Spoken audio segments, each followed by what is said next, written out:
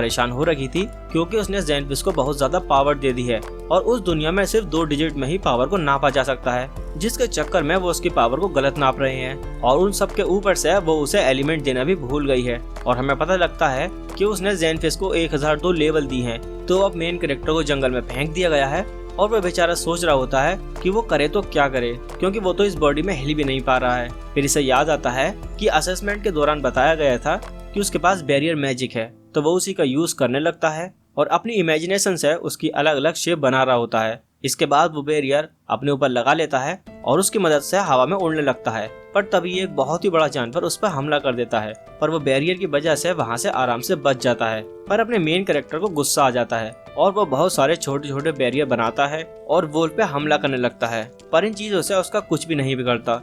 तो इस बार वो बालक बैरियर्स को पेड़ों पे लगा देता है और उन्हीं से वुल्फ को मारने लगता है, लेकिन इसके बाद भी वो वुल्फ वापस से खड़ी हो जाती है। ये देख के ज़ेनफिश का दिमाग खराब हो जाता है और वो एक बड़ी सी जमीन को ही उड़ा के उसके ऊपर मारने लगता है। वुल्फ घबरा जाती है और कहती है कि रुक जाओ, मैं सरेंडर कर रही हूँ। वो हैरान हो जाता है कि वुल्फ कैसे बात कर पा रही थी। इसके बाद वो वुल्फ उससे माफी मांगती है और कहती है कि मुझे नहीं पता था कि तुम इतने स्ट्रांग हो, आखिर तुम हो कौन। क्योंकि वो बालक था तो वो बोल नहीं पा रहा था, तो वो अपने बैरियर को अपने गले में लगा लेता है और अब वो बात करने लगता है। उसका नाम किंग ने रेनहार्ड रखा था, पर वो उसे अपना नाम हारुटो बताता है और कहता है कि मैं किंगडम में रॉयल फैमिली में पैदा हुआ था, पर मेरा लेवल कम होने की वजह से मुझे यहाँ फेंक दिया गया है। वुल्फ कहती है कि तुम ये क्या कह रहे हो, जहाँ तक मैं देख सकती हूँ कि तुम में तो किसी भी ह्यूमन से ज्यादा मैजिकल पावर है। एक सेकेंड, कहीं तुम डीमन किंग तो नहीं? हारुटो सोचता है कि उसकी जिंदगी तो झंड थी पिछली लाइफ में, पर वो उसे ये नहीं बताना चाहता और कहता है कि हाँ मैं डीमन किंग ही हूँ। ये सुनकर वुल्फ डर जाती है और कहती है कि मैं हार मानती हूँ, तुम मुझे मार दो। पर हारुटो कहता है कि नहीं नहीं, मैं ऐसा नहीं करूँगा जब तक कि तुम मुझे नुकसान न पहुँचाओगे। तो वो कहती है कि मैं फ्लेम्स फेरेर कसम खाती हूँ कि मैं ऐसा दोबारा नहीं करूँगी। इसके बाद हारुटो वहाँ से जाने लगता है और कहता है कि फिले हम बाद में मिलते हैं, पर फिले उसे रोकती है और कहती है कि आपने मेरी जान को बख्शा है और मुझे नया नाम भी दिया है, इस वजह से हमारे बीच एक कॉन्ट्रैक्ट बन गया है और आप मेरे मास्टर हैं। हारुटो कहता है कि मैं तुम्हारे साथ कॉन्ट्रैक्ट नहीं बना रहा था, लेकिन तभी अचानक से वो जमीन पर गिर जाता है। फिले के पूछने के बाद वो बताता है कि मैं बच्चा हूँ यार, दूध पीना है। फिले कहती है कि मैं करती हूँ कुछ इंतजाम, और वो अपने मैजिक से ट्रांसफॉर्म होकर ह्यूमन फॉर्म में आ जाती है। पर क्योंकि वो बिना कपड़ों के थी, फिले उसे देखकर शर्मा जाता है और अपने बैरियर मैजिक से उसे कपड़े पहना देता है। तो वो वहीं फिले उससे माफी मांगती है क्योंकि वो मिल्क प्रोड्यूस नहीं कर सकती थी। इसके बाद फिले नोटिस करती है कि कोई उनकी तरफ बढ़ रहा है। हारुटो उसके साथ एक बैरियर कनेक्ट कर देता है जिससे कि वो एक दूसरे से बात कर पाएंगे। इसके बाद वहाँ एक बंदा आ जाता है और कहता है कि मैं उस बच्चे को लेने आया हूँ, जिसके लिए फिले मना कर देती है। वो बंदा कहता है कि तुम्हारे पास क्या हक है मुझे मना करने का, जिसके बाद फिले बताती है कि अभी उसका मास्टर है, यानी इसके ऊपर उसका हक है। पर वो बंदा कहता है कि ये मेरे एक रिलेटिव का बेटा है और मैं इसे बचाने आया हूँ, और वो साथ में दूध भी लाया था। ये देख के हारुटो खुश हो जाता है और फिले से उसे लेने को कहता है। पर फिले उससे पूछती है कि तुम्हें क्या फर्क पड़ता है, इस बच्चे के साथ क्या होगा। वो बताता है कि एक बार उसकी वाइफ प्रेग्नेंट थी पर उसका बच्चा पैदा ही नहीं हो पाया, और इस बेचारे बच्चे को इसीलिए छोड़ दिया गया है क्योंकि उसकी मैजिकल पावर कम है। हर बच्चे को जो इस दुनिया में आता है उसे हक है कि उसे एक अच्छी जिंदगी जीने का मौका दिया जाए। ये सारी बातें सुन के फिले रोने लगती है और इसके बाद वो बंदा कहता है कि अगर ये तुम्हारा मास्टर है तो मैं तुम्हें इसका पर्सनल असिस्टेंट बना दूंगा। इसके बाद वो बंदा हारुटो की टोकरी को तोड़ देता है और उस पर ब्लड डाल देता है ताकि सभी को लगे कि वो मर गया है, और वो उन दोनों को अपने साथ ले जाता है। इसके बाद 9 साल बीत जाते हैं और अब उसी को वो फादर बुलाता है, और साथ ही उसकी माँ और बहन भी हैं। उसकी जिंदगी यहाँ मस्त कट रही है और उसको बस एक ही प्रॉब्लम है कि उसकी छोटी बहन उसे पसंद नहीं करती, लेकिन शार्लेट फिले को बहुत ज्यादा पसंद करती है, जो देख के हारुटो जेलस फील करता है। शार्लेट उसके साथ खेलते हुए काफी खुश दिख रही थी, वहीं हारुटो ये सब खिड़की से देखकर दुखी हो रहा था। तभी उसकी अम्मा वहाँ आती हैं। तुम ये सब सोच के परेशान मत हो, शार्लेट को नहीं पता है कि तुम्हारी एज वाले लड़कों के साथ कैसे बिहेव किया जाता है। ये सुनकर हारुटो को लगता है कि कहीं उसे पता तो नहीं लग गया कि मैं 30 साल का हूँ। अब मुझे समझ आ गया कि क्यों नहीं खेलती वो मेरे साथ। पर उसकी मॉम उसे एडवाइस देती हैं कि क्यों ना तुम शार्लेट के लिए कुछ स्पेशल करो, और क्योंकि ये किंगडम तुम्हारा ही होने वाला है तो रूम में दिन भर बंद रहने की जगह शार्लेट के साथ थोड़ा खेला करो। इसके बाद रूम में हारुटो सोच रहा होता है कि वो यहाँ से जाना चाहता है, पर अगर वो यहाँ से गया तो फिलिप उसके साथ जाएगी, और अगर ऐसा हुआ तो शार्लेट और उससे ज्यादा नफरत करेगी। वहीं अगर वो यहाँ रहा तो वो लोग पता नहीं उससे क्या क्या करवाएंगे। हारुटो ने 9 साल लगा के अपनी ही एक कॉपी बना ली है ताकि वो उस कॉपी को यहाँ पर छोड़ दे और यहाँ से खुद चला जाए। पर अभी तक तो वो बात भी नहीं कर सकता और ना ही कुछ सोच सकता है। पर फिर उसे याद आता है कि उसे तो फ्ले की भी कॉपी बनानी पड़ेगी, जो सोच के उसका दिमाग खराब होने लगता है। तभी उसके डैड उसे नीचे बुलाते हैं क्योंकि हारुतो का माना लेवल लो है, तो वो उसे बाकी के स्किल सिखाना चाहता है। इसके बाद वो दोनों तलवारबाजी शुरू कर देते हैं और हारुतो मन में सोच रहा होता है कि मेरे डैड तो एक वॉरियर हैं, मैं उन पे एक भी हिट कैसे लैंड कर सकता हूँ। और वो खुद को चोट से बचाने के लिए अपने ऊपर बैरियर लगा देता है और सीधा उन पर हमला कर देता है, जिसको कि उसके डैड आराम से डॉज कर देते हैं। पर हारुतो की तलवार टूट जाती है और नीचे गड्ढा हो जाता है। ये देख के उसके डैड हैरान हो जाते हैं। इसके बाद वो उस पर हमला करते हैं और उसे डॉज करने को कहते हैं, जिसे कि हारुतो आसानी से डॉज कर लेता है। ये देख के उसके डैड हैरान हो जाते हैं क्योंकि इस अटैक को सिर्फ वही डॉज कर पाता है जिसका लेवल 30 से ऊपर हो। और वो हारुतो से पूछते हैं कि तुमने ये सब कैसे किया। पर हारुतो को भी नहीं पता कि ये सब कैसे हो रहा है। उसे हमेशा से लगता था कि उसका लेवल 100 से ऊपर है, पर जब भी वो चेक करता था उसका लेवल हमेशा 2 होता था। और कहा जाता है कि ह्यूमन ज्यादा से ज्यादा 77 लेवल तक जा सकते हैं। और उसे लगता है कि क्योंकि उसके पास कोई भी एलिमेंट नहीं है, इसीलिए वो मैजिक को इतनी एफिशिएंटली यूज कर सकता है। इसके बाद उसके डैड कहते हैं कि शायद ये बस एक तुक्का होगा और ये सब शार्लेट भी छुपकर देख रही थी। इसके कुछ टाइम के बाद गोल्ड अपनी बीवी को बता रहा होता है कि उसे लगता है कि हारुतो एक डीमन है। और हारुतो के डैड कहते हैं कि सीक्रेट फैमिली रिकॉर्ड में एक ऐसे आदमी के बारे में बताया गया है जिसने डीमंस के साथ इलू इलू किया था, पर डीमोनिक ट्रेड के साथ पैदा होना काफी रेयर है। हारुतो की मॉम कहती हैं कि पर ना ही उसके सींग है और ना ही उसकी पूंछ, जिस पर गोल्ड कहता है कि कहा जाता है कि रॉयल साइन में कुछ सीक्रेट पावर हैं जिसके बारे में कोई नहीं जानता और शायद इसी वजह से फ्लेज जैसी की डीमन हारुतो को प्रोटेक्ट करती है। ये सब सुन के हारुतो की मॉम परेशान हो जाती हैं और कहती हैं कि हमारा बच्चा एक नॉर्मल ह्यूमन है और कुछ भी नहीं। ये सुन के वो कहता है कि चाहे कुछ भी हो जाए हम हमारे बच्चे को अच्छी जिंदगी देंगे। वहीं उनकी सारी बातें शार्लेट भी सुन लेती है। कुछ दिनों बाद हारुतो बेड पे लेटा हुआ था और वो सोच रहा होता है कि डैड आजकल काफी बिजी हो चुके हैं। तभी उसे बाहर से कुछ आवाजें आती हैं। यहाँ काफी सारे सोल्जर्स घायल पड़े हुए हैं और वो अपने डैड से जाकर पूछता है कि क्या हुआ। वो उसे बताते हैं कि हमारे किंगडम में डाकू घुस आए हैं और उनकी चोरियां लगातार बढ़ती जा रही थी। तो जब हमें उनके बेस का पता चला हम उन पर हमला करने चले गए, पर उन्हें हमारे हमले के बारे में पहले से पता था और उन्होंने हमारे सोल्जर्स के ऊपर पीछे से वार कर दिया। हारुतो के डैड काफी मायूस हो चुके थे क्योंकि उन्हें लगता है कि उनकी लापरवाही की वजह से ही उनके काफी सारे सोल्जर्स की जान चली गई। तभी वहाँ फ्ले आ जाती है और वे मजाक उड़ाने लगती है उन सभी का और कहती है कि तुम चोरों से हार गए। लेकिन ये बात सुनकर हारुतो को गुस्सा आ जाता है और वो फ्ले को अपना मुंह बंद रखने को कहता है, जिसके बाद हारुतो वहाँ से जाने लगता है। लेकिन जाते जाते ही वो सभी के ऊपर अपने बैरियर्स लगा रहा था और उसकी मदद से सभी को हील कर देता है और बड़ी ही जल्दी वो सभी सोल्जर्स की चोटें ठीक हो जाती हैं। ये सब देख के गोल्ड काफी हैरान हो जाता है और उसे भी समझ नहीं आ रहा था कि आखिर यहाँ पर क्या हो रहा है।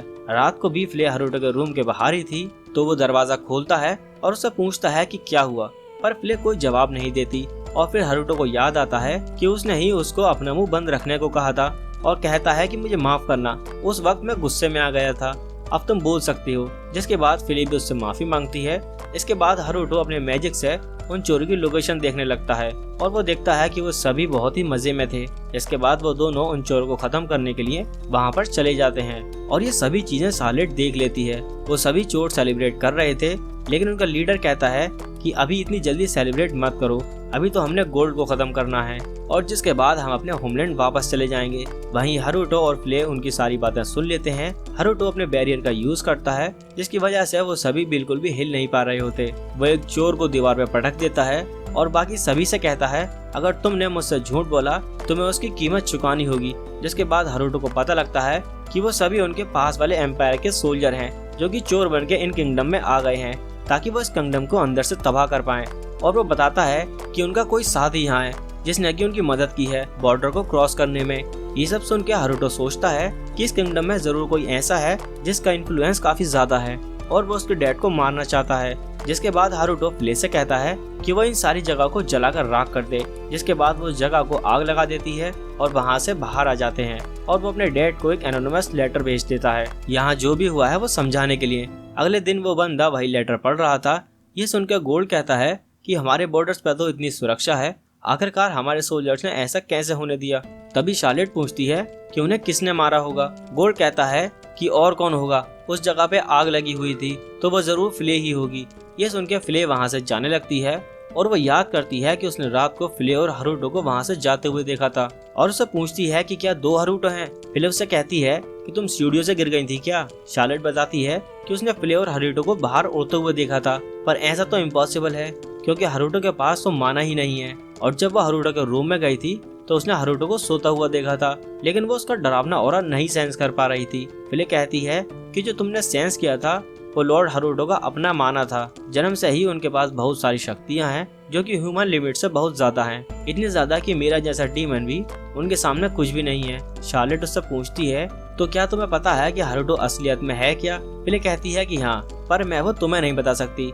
इसके बाद फिले हरुटो को सब कुछ बताती है कि उसकी शार्लेट से क्या बात हुई। हरुटो कहता है कि उसने रात को मुझे उड़ते हुए भी देख लिया और उसने मेरे क्लोन को भी देख लिया है। शार्लेट को मुझ पे शक हो गया है तो इसलिए वो शार्लेट पे एक बैरियर लगा देता है और साथ ही अलार्म भी लगा देता है, जिससे उसे हमेशा पता रहेगा कि वो आखिर कहाँ है। फिले उससे पूछती है कि 2 हरुटो कैसे हो सकते हैं, पर हरुटो कहता है कि तुम उसकी फिक्र मत करो। रात को हरुटो सुसु करने के लिए उठता है, लेकिन शार्लेट भी उसका पीछा कर रही थी। वो रुकता है और उससे पूछना चाहता है कि वो क्या कर रही है, पर उसके मुड़ते ही शार्लेट डर से वहाँ से भाग जाती है।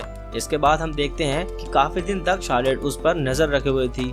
ऐसे ही 1 हफ्ता बीत जाता है और हरुटो को पता लगता है कि उसकी मॉम और शार्लेट एक ट्रिप पर जा रहे हैं, पर हरुटो को डर था कि एम्पायर में कोई उसकी मॉम और बहन पर हमला न कर दे, तो इसलिए वो उन पर नजर रख रहा था। तभी वो अलार्म बज जाता है जो कि उसने शार्लेट पर लगाया था और हम देखते हैं कि उनके ऊपर कुछ गुंडों ने हमला कर दिया है और वो उनके सभी गार्ड्स को मार देता है।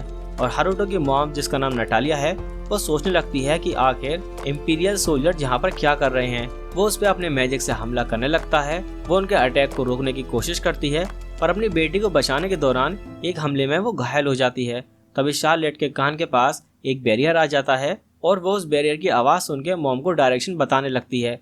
जिसके बाद वो एक खाई के पास आ जाते हैं और शार्लेट उसे कूदने को कहती है और इसके बाद वो एक गुफा में पहुंच जाते हैं। इसके बाद नटालिया शार्लेट को वहीं रुकने को कहती है और उसे लगता है कि जो उसे डायरेक्शन दे रहा था वो जरूर हीरो ऑफ जस्टिस होगा और वो उसे ढूंढने के लिए वहां से चली जाती है। केव के बाहर आने के बाद वो देखती है कि वो केव एक इल्यूजन मैजिक से बनाया था। तभी वो नाइट्स वहां आ जाते हैं, लेकिन शार्लेट खुद को कैप्चर होने नहीं देना चाहती और खुद की जान लेने वाली थी, लेकिन तभी उसका चाकू टूट जाता है और उसे करंट लगता है, जिसकी वजह से वो बेहोश हो जाती है। उसी वक्त वहाँ हरुटो भी पहुँच जाता है। इसके बाद हरुटो गुस्से में उन सभी नाइट्स पर हमला करता है, जिससे वो सभी उड़ते हुए जाते हैं और पेड़ से टकराते हैं। हरुटो मॉम को केव के अंदर लेके जाता है और वह शार्लेट से कहता है कि ये बेहोश हो गई हैं, पर ये बिल्कुल ठीक हैं और तुम अगर यहाँ वेट करोगी तो मदद जरूर आएगी। शार्लेट को फिर से वही डरावना ऑरा फील होता है और वह मुड़ के हरुटो का नाम बुलाती है। हरुटो मुड़ के कहता है व्हाट। अब हरुटो उससे पूछती है कि क्या तुम हीरो ऑफ जस्टिस हो। हरुटो को कुछ भी समझ नहीं आ रहा होता, पर वो कहता है कि हाँ, तुमने सही पहचाना। शार्लेट कहती है कि मॉम ने मुझे बताया था कि हीरो ऑफ जस्टिस के पास बहुत सारी पावर्स होती हैं क्रिमिनल्स को पनिश करने के लिए, पर मैं भी कितनी गधी हूँ, मैं अभी तक तुम्हें पहचान नहीं पाई। और हरुटो कहता है कि वो इन सभी बातों को सीक्रेट रखे, जिसके लिए शार्लेट मान जाती है। इसके कुछ टाइम के बाद एक आदमी आके हरुटो के डैड को बता रहा होता है कि नटालिया और शार्लेट बिल्कुल ठीक हैं, फिले अब उनके साथ है और वो जल्दी किंगडम में वापस आ जाएंगे। इसके बाद हरुटो के डैड उससे पूछते हैं कि इन सब के बारे में तुम्हारा क्या ख्याल है। हरुटो कहता है कि लगता है ये सारे हीरो अपनी आइडेंटिटी छुपाना चाहते हैं, पर शायद जब भी ये इंपीरियल सोल्जर्स उन पर हमला करेंगे वो वापस जरूर आएगा। हरुटो के डैड उससे पूछते हैं कि तुम्हें कैसे पता कि वो इंपीरियल सोल्जर्स थे। हरुटो बहाने बनाने लगता है और कहता है कि मैंने तो बस गैस किया था, क्या मेरा गैस सही था। हरुटो के डैड कहते हैं कि मुझे कभी कभी यकीन नहीं होता कि तुम सिर्फ एक 9 साल के बच्चे हो। हरुटो मन में कहता है माफ करना, पर मैं अधेड़ उम्र का हूँ। इसके बाद सेफली शार्लेट और नटालिया वहाँ पर पहुँच जाते हैं। पहले शार्लेट अपने पापा से मिलती है, पर उसके बाद वो जाके हरुटो को गले लगा लेती है और ये देख के उसके पेरेंट्स भी काफी हैरान होते हैं। और शार्लेट कहती है कि वो अभी तक हरुटो को गलत समझ रही थी और बेचारे हरुटो को पहली बार उसकी छोटी बहन गले लगा रही थी, जिसकी वजह से वो बहुत खुश था। पर इससे फिले जेलस फील करती है और उससे उसको दूर रहने को कहती है। इसके बाद शार्लेट रोज उसके रूम में पहुंच जाती है और उसके साथ खेलना चाहती है। ऐसे ही एक दिन शार्लेट हरुटो को सर्विस मैसेज यूज करता हुआ देखती है और उसकी काफी तारीफ करती है। वहीं हरुटो कहता है कि हाँ, ये कमाल तो है, पर इस एंशिएंट मैजिक को सीखना बहुत ही मुश्किल है क्योंकि उसकी सारी जानकारी लॉस्ट हो चुकी है। पर शार्लेट उससे कहती है कि ऐसा बिल्कुल भी नहीं है, अभी भी इसके बारे में लाइब्रेरी में बुक्स पड़ी हुई हैं। इसके बाद शार्लेट उसे लाइब्रेरी में ले जाती है और उसे काफी सारी बुक्स उठा के देती है। उन बुक्स में हारुतो पढ़ता है कि एंशिएंट मैजिक नॉन एलिमेंट होते हैं और इतनी चीजें पढ़ने के बाद उसे लगने लगता है कि कहीं उसका बैरियर मैजिक भी एंशिएंट मैजिक से तो रिलेटेड नहीं है। वो दोनों जब बुक्स को पढ़ रहे होते हैं, हारुतो कहता है कि ये सारी चीजें तो मैंने एनीमे में देखी हैं। तो शार्लेट उससे पूछती है कि आखिर ये एनीमे क्या होता है। वो बड़ी तेजी से ही एनीमे के बारे में उसे बताता है, जिसे सुन के वो एक्साइटेड हो जाती है और कहती है कि उसे भी एनीमे देखना है। 2 हफ्ते बाद किसी तरीके से हारुतो ने मॉडर्न जापानीज इंटरनेट से कनेक्शन बिठा लिया था, जहाँ से शार्लेट को एक एनीमे दिखता है। शार्लेट पिक्चर्स को मूव होता हुआ देख के और उसमें से आवाज आते हुए देख के बहुत खुश हो जाती है, पर वो लड़की क्या बोल रही थी उसे समझ में नहीं आ रहा था। शार्लेट के कहने पर हारुतो उसे जापानीज सिखाने को तैयार हो जाता है, पर उसे लगता है कि वो सिर्फ 5 साल की है तो वो उसके लिए काफी मुश्किल होगा। पर शार्लेट इतनी जल्दी जापानीज सीख रही थी कि हारुतो को लगता है कि ये कोई जीनियस है। 2 हफ्ते के अंदर शार्लेट जापानीज सीख जाती है और वो अब कुछ ज्यादा ही समय एनीमे देखने में बिता रही थी। हारुतो को लगता है कि किसी बच्चे के लिए इतना ज्यादा एनीमे देखना ठीक नहीं होगा, तो शार्लेट को रोकने के लिए उसे स्ट्रिक्ट होना ही होगा। अब जब शार्लेट अगला एपिसोड देखने जा रही होती है, वो उसे रोक देता है और कहता है कि तुम एक दिन में बस 3 घंटे ही देख सकती हो, ये बच्चों के लिए हेल्दी नहीं है। पर शार्लेट कहती है कि मैं तो बिल्कुल ठीक हूँ, लेकिन हारुतो मना कर देता है। इसके कुछ दिन के बाद हारुतो के डैड सोल्जर्स के साथ चोरों को मारने के लिए निकल पड़ते हैं, पर शार्लेट अपने फादर के लिए परेशान है और वो हारुतो से कहती है कि वो जाके उनकी मदद करे। हारुतो मान जाता है और जैसे एनीमे में हीरो होते हैं, शार्लेट उसे वैसे ही ट्रांसफॉर्म होने को कहती है। हारुतो को फिर से मानना ही पड़ता है और वो ट्रांसफॉर्म हो जाता है। उसके साथ ही वो पहले से बड़ा हो गया था। अब शार्लेट उसके साथ जाने की जिद करने लगती है, पर हारुतो उसे मना करता है और उसे कहता है कि तुम यहीं से देख लेना। हारुतो उन चोरों को ढूंढ के अपने बैरियर मैजिक से उन सभी को एक जगह रोक देता है। वो उन सभी को ऐसे ही छोड़ के जाने वाला था, पर फिर वो सोचता है कि शार्लेट उसे लड़ता हुआ देखना चाहती होगी, तो वो जाके उन चोरों की कुटाई कर देता है और बड़ी ही जल्दी सभी को मार गिराता है। उसी वक्त उसके डैड भी वहाँ पहुँच जाते हैं और वो खुद को इंट्रोड्यूस करने के बाद उसका नाम पूछते हैं। हारुतो को समझ में नहीं आ रहा होता कि वो क्या बोले, तो वो घबराया हुआ बोल देता है कि मैं ब्लैक रेंजर हूँ। ये सुनकर गोल्ड मनी मन कहता है कि ये कैसा बेतुका नाम है और उससे पूछता है कि क्या तुम वही हो जिसने मेरी वाइफ और मेरी बेटी की जान बचाई थी। हारुतो कहता है कि मुझे याद नहीं। गोल्ड उससे पूछता है कि क्या तुम मुझे बता सकते हो कि तुम्हारा आखिर मकसद क्या है। हारुतो एक पोज देके कहता है कि मेरी जिंदगी में एक ही मकसद है और वो है जस्टिस। मैं इस पूरी दुनिया में अमन और चैन कायम करने आया हूँ। ऐसा बोलते हुए उसे शर्म भी आ रही होती है और वो तुरंत वहाँ से भाग जाता है। जब वो घर आता है उसकी हालत बहुत खराब थी, पर शार्लेट को बहुत मजा आया था और उससे पूछती है कि तुम दोबारा कब जाओगे। हारुतो मन में ही सोचता है कि अब मुझे ये बार बार करना पड़ेगा और शर्त की वजह से हारुतो बार बार पावर रेंजर बन के गुंडों से लड़ने जाता है और ब्लैक नाइट के नाम से वो फेमस हो जाता है। इसके कुछ दिनों के बाद हारुतो ने फाइनली अपनी कॉपी को बोलना और चलने लायक बना लिया था। ये कुछ शब्द बोल सकता था जो कि हारुतो ने इसमें प्रोग्राम किए थे और इसने काफी सारी बुक्स भी पढ़ के अपना दिमाग पकाया था। जिसके बाद वो थक हार के सो जाता है। तभी शार्लेट उठ जाती है और कहती है कि दो हारुतो,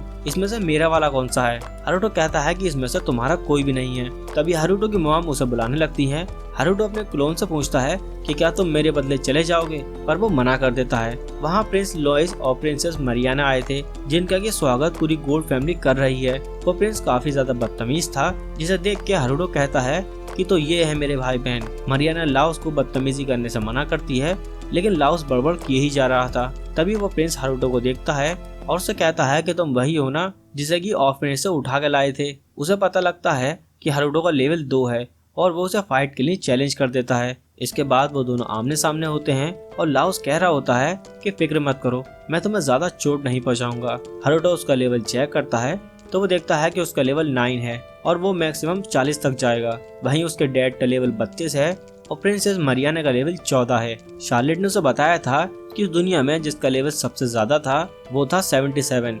इसके बाद लाओस उस पर हमला कर देता है, पर हारुतो आसानी से उसके हमले को डॉज कर लेता है। ये देख के लाओस कहता है कि यहाँ से डॉज मत करो, मैं तुम्हें फिर तमीज कैसे सिखाऊंगा। जिसके बाद हारुतो अपने ऊपर बैरियर लगा लेता है और उससे पिटने की एक्टिंग करने लगता है। मारते मारते उसका सर कुछ ज्यादा ही चढ़ जाता है, तो वह कहता है कि क्यों बे गेंडे, हिम्मत है तो मार के दिखा। तो हारुतो कहता है कि अच्छा जैसा आप कहें, और उसके टकले पे एक जोर से मारता है, जिससे वो सीधा जमीन पे गिरता है। ये देख के सभी हैरान हो जाते हैं। लाओस फिर से खड़ा होता है, लेकिन हारुतो फिर से उसे नीचे गिरा देता है। प्रिंसेस गोल्ड से पूछती है कि क्या सच में इसका लेवल 2 है। गोल्ड कहता है कि पता नहीं, अब जो भी है मैंने इसे एक्सेप्ट कर लिया है। इसके बाद प्रिंस को गुस्सा आ जाता है और वो हारुतो पे फायर बॉल्स का हमला कर देता है और हारुतो अपने बैरियर का यूज करके उसके फायर बॉल को एब्जॉर्ब कर लेता है। लाओस को समझ नहीं आ रहा था कि क्या हो रहा है और वो लगातार ही उस पर फायर बॉल से हमला करता रहता है, पर एक भी हमला हारुतो तक नहीं पहुंचता। लॉइस ये सब देख के हैरान था और कहता है कि ऐसा कैसे हो सकता है, तुम्हारा लेवल तो 2 है। हारुतो कहता है कि तुम्हें तुम्हारा मैजिक वापस चाहिए और उसकी पावर देख के लाओस घुटने टेक देता है। प्रिंसेस अपने भाई की हरकतों के लिए माफी मांगती है और उससे पूछती है कि क्या तुम्हारा लेवल सच में 2 है। हारुतो हाँ कहता है और वहाँ से निकल जाता है। वहाँ से आने के बाद हारुतो सोच रहा होता है कि रॉयल कैपिटल को पता है कि मेरा लेवल 2 है, तो क्या ऐसा हो सकता है कि मेरे पेरेंट्स मेरे बारे में पता कर रहे हो। अगले दिन शार्लेट कुछ चोरों को देखती है और हारुतो से उन्हें रोकने को कहती है। तभी फिले भी वहाँ पर आ जाती है और उनके साथ जाना चाहती है और शार्लेट भी उसे ले जाने को कहती है। वो कहती है कि जब भी हीरो कोई मुसीबत में फंसता है तो उसका पार्टनर उसे आके बचाता है। ऐसे हर स्टोरी में होता है। हारुतो उसे ले जाना नहीं चाहता था पर दोनों जिद करने लगते हैं तो उसे मानना ही पड़ता है। वो जाने से पहले फिले को बोलता है कि वो कोई भी खून खराबा ना करे क्योंकि शार्लेट उन्हें देख रही होगी। इसके बाद हारुतो उन चोरों के पास पहुंच जाता है और उनके साथ भी फिले अपनी एंट्री लेती है और कहती है कि मैं क्रिम्सन नाइट हूँ, और हारुतो के मना करने के बावजूद भी वो उन्हें झुलसा झुलसा के मारने लगती है। जिसके बाद हारुतो अपने बैरियर से उन चोरों को बचा लेता है और फिले के कान के नीचे एक टपली लगाता है और कहता है कि मैंने कहा था ना ऐसा खून खराबा नहीं करना, और कहता है कि तुम रहने दो, मैं इन्हें देख लूंगा। हारुतो बेचारा थक हार के हालत में वापस आता है पर शार्लेट बहुत खुश थी और वो फिले को हीरो वाले पोज भी बताने लगती है। इसके बाद हम प्रिंस को देखते हैं जो कि हारुतो से हारने के बाद काफी गुस्से में है। तभी एक बंदा वहां आता है और उसे खाने के लिए बुलाता है और वो उससे कहता है कि कल के टूर पर शार्लेट को भी इनवाइट करना। प्रिंस उसे ले जाना नहीं चाहता पर वो बंदा कहता है कि ये सारा ऑर्डर किंग का है। अगले सीन में हम शार्लेट को देखते हैं और उसके साथ हारुतो का क्लोन था। शार्लेट हारुतो के लिए खाना लाई थी और वो क्लोन कहता है कि तुम्हारी हिम्मत कैसे हुई, मुझे वो खाना खाने के लिए तुमने भेज दिया, मैं तंग आ गया हूँ वो सारे काम कर करके जो कि तुम नहीं करना चाहते। और वो बेड पर लेट जाता है और शार्लेट हारुतो को बताती है कि वो कल टूर पर जा रही है, जो सुनकर हारुतो डिसाइड करता है कि वो भी उसके साथ जाएगा। बाद में हारुतो कल के टूर का रास्ता देख रहा होता है तभी इसे कुछ लोग देखते हैं जो कि पता नहीं क्या कर रहे थे। हारुतो उनके पास पहुंच जाता है और वो उनसे पूछता है कि भाई लोग क्या चल रहा है। यहाँ पर वो सभी उस पर हमला करने लगते हैं पर हारुतो उन सभी को बड़ी ही आसानी से हरा देता है। लेकिन तभी एक आदमी उस मैजिक सर्कल से काफी सारे स्केलेटन को संभल कर देता है और वो सभी हारुतो पर हमला कर देते हैं। हारुतो बड़ी ही आसानी से उन सभी को मार देता है पर वो बार बार वापस से खड़े होते जा रहे थे। तभी अचानक से उसकी नजर चेस्ट पे कुछ लाल चीज पे पड़ती है, जिसके बाद वो स्केलेटन बाकी सभी पर हमला करने लगते हैं। इससे परेशान हो गया वो बंदा एक गोलम को समन कर देता है। उसे देख के हारुतो थोड़ा डर जाता है और उससे बचने के लिए अपने बैरियर का यूज करता है पर वो गोलम उसके बैरियर को तोड़ के उसे पंच मार देता है। जिसके बाद हारुतो उसके सभी हमले को डॉज करता रहता है और उसके सेंटर में उसे कुछ रेड सी चीज दिखती है और वो अपने बैरियर से उस सेंटर पर हमला कर देता है। इसके बाद वो गोलम भी उन्हीं सब पे उल्टा हमला करने लगता है। इसके बाद हारुतो उन सभी को बांध देता है। हारुतो उनके लीडर से पूछता है कि तुम कौन हो और यहाँ क्या करने आए हो, पर वो कोई जवाब नहीं देता।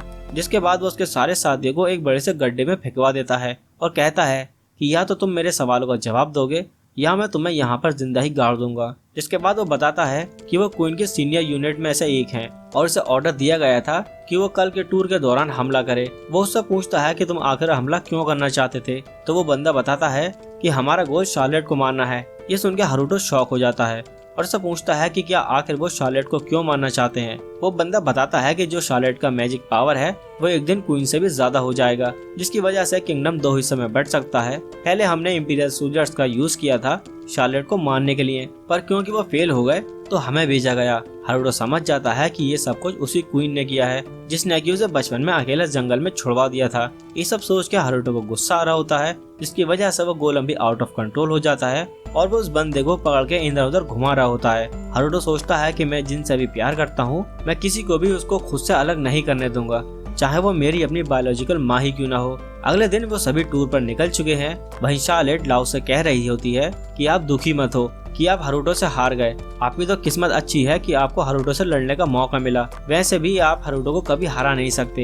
ये बात सुनकर प्रिंस को और ज्यादा गुस्सा आ जाता है और वो अपना सारा गुस्सा हारुतो पर निकाल रहा होता है और वो उससे पूछता है कि क्या तुम कोई रिटर्न डीमन तो नहीं हो। हारुतो पूछता है कि ये क्या होता है। शार्लेट बताती है कि जब कोई डीमन ह्यूमन से शादी करता है तो उसके डिसेंडेंट्स में से रियली डीमन सन्स के ट्रेड आ सकते हैं। पर फिर वो दोनों बात करने लगते हैं कि ना तो कोई उसके सींग है और तो उसके कान भी नॉर्मल हैं। इसके बाद वो सभी अपने डेस्टिनेशन पर पहुंच जाते हैं। शार्लेट और प्रिंसेस खेतों में खेलने के लिए चले जाते हैं। वहीं हारुतो अपने डैड के पास जाता है और वो उन्हें बताता है कि शायद क्वीन कॉन्सर्ट शार्लेट को मारना चाहती है। उसका फादर बताता है कि पिछली रात मुझे ब्लैक नाइट की तरफ से एक और लेटर मिला। जब मैंने उसमें लिखी हुई डेस्टिनेशन फॉलो की तो मुझे क्वीन के कुछ मैजिशियंस मिले जो कि बेहोश पड़े थे।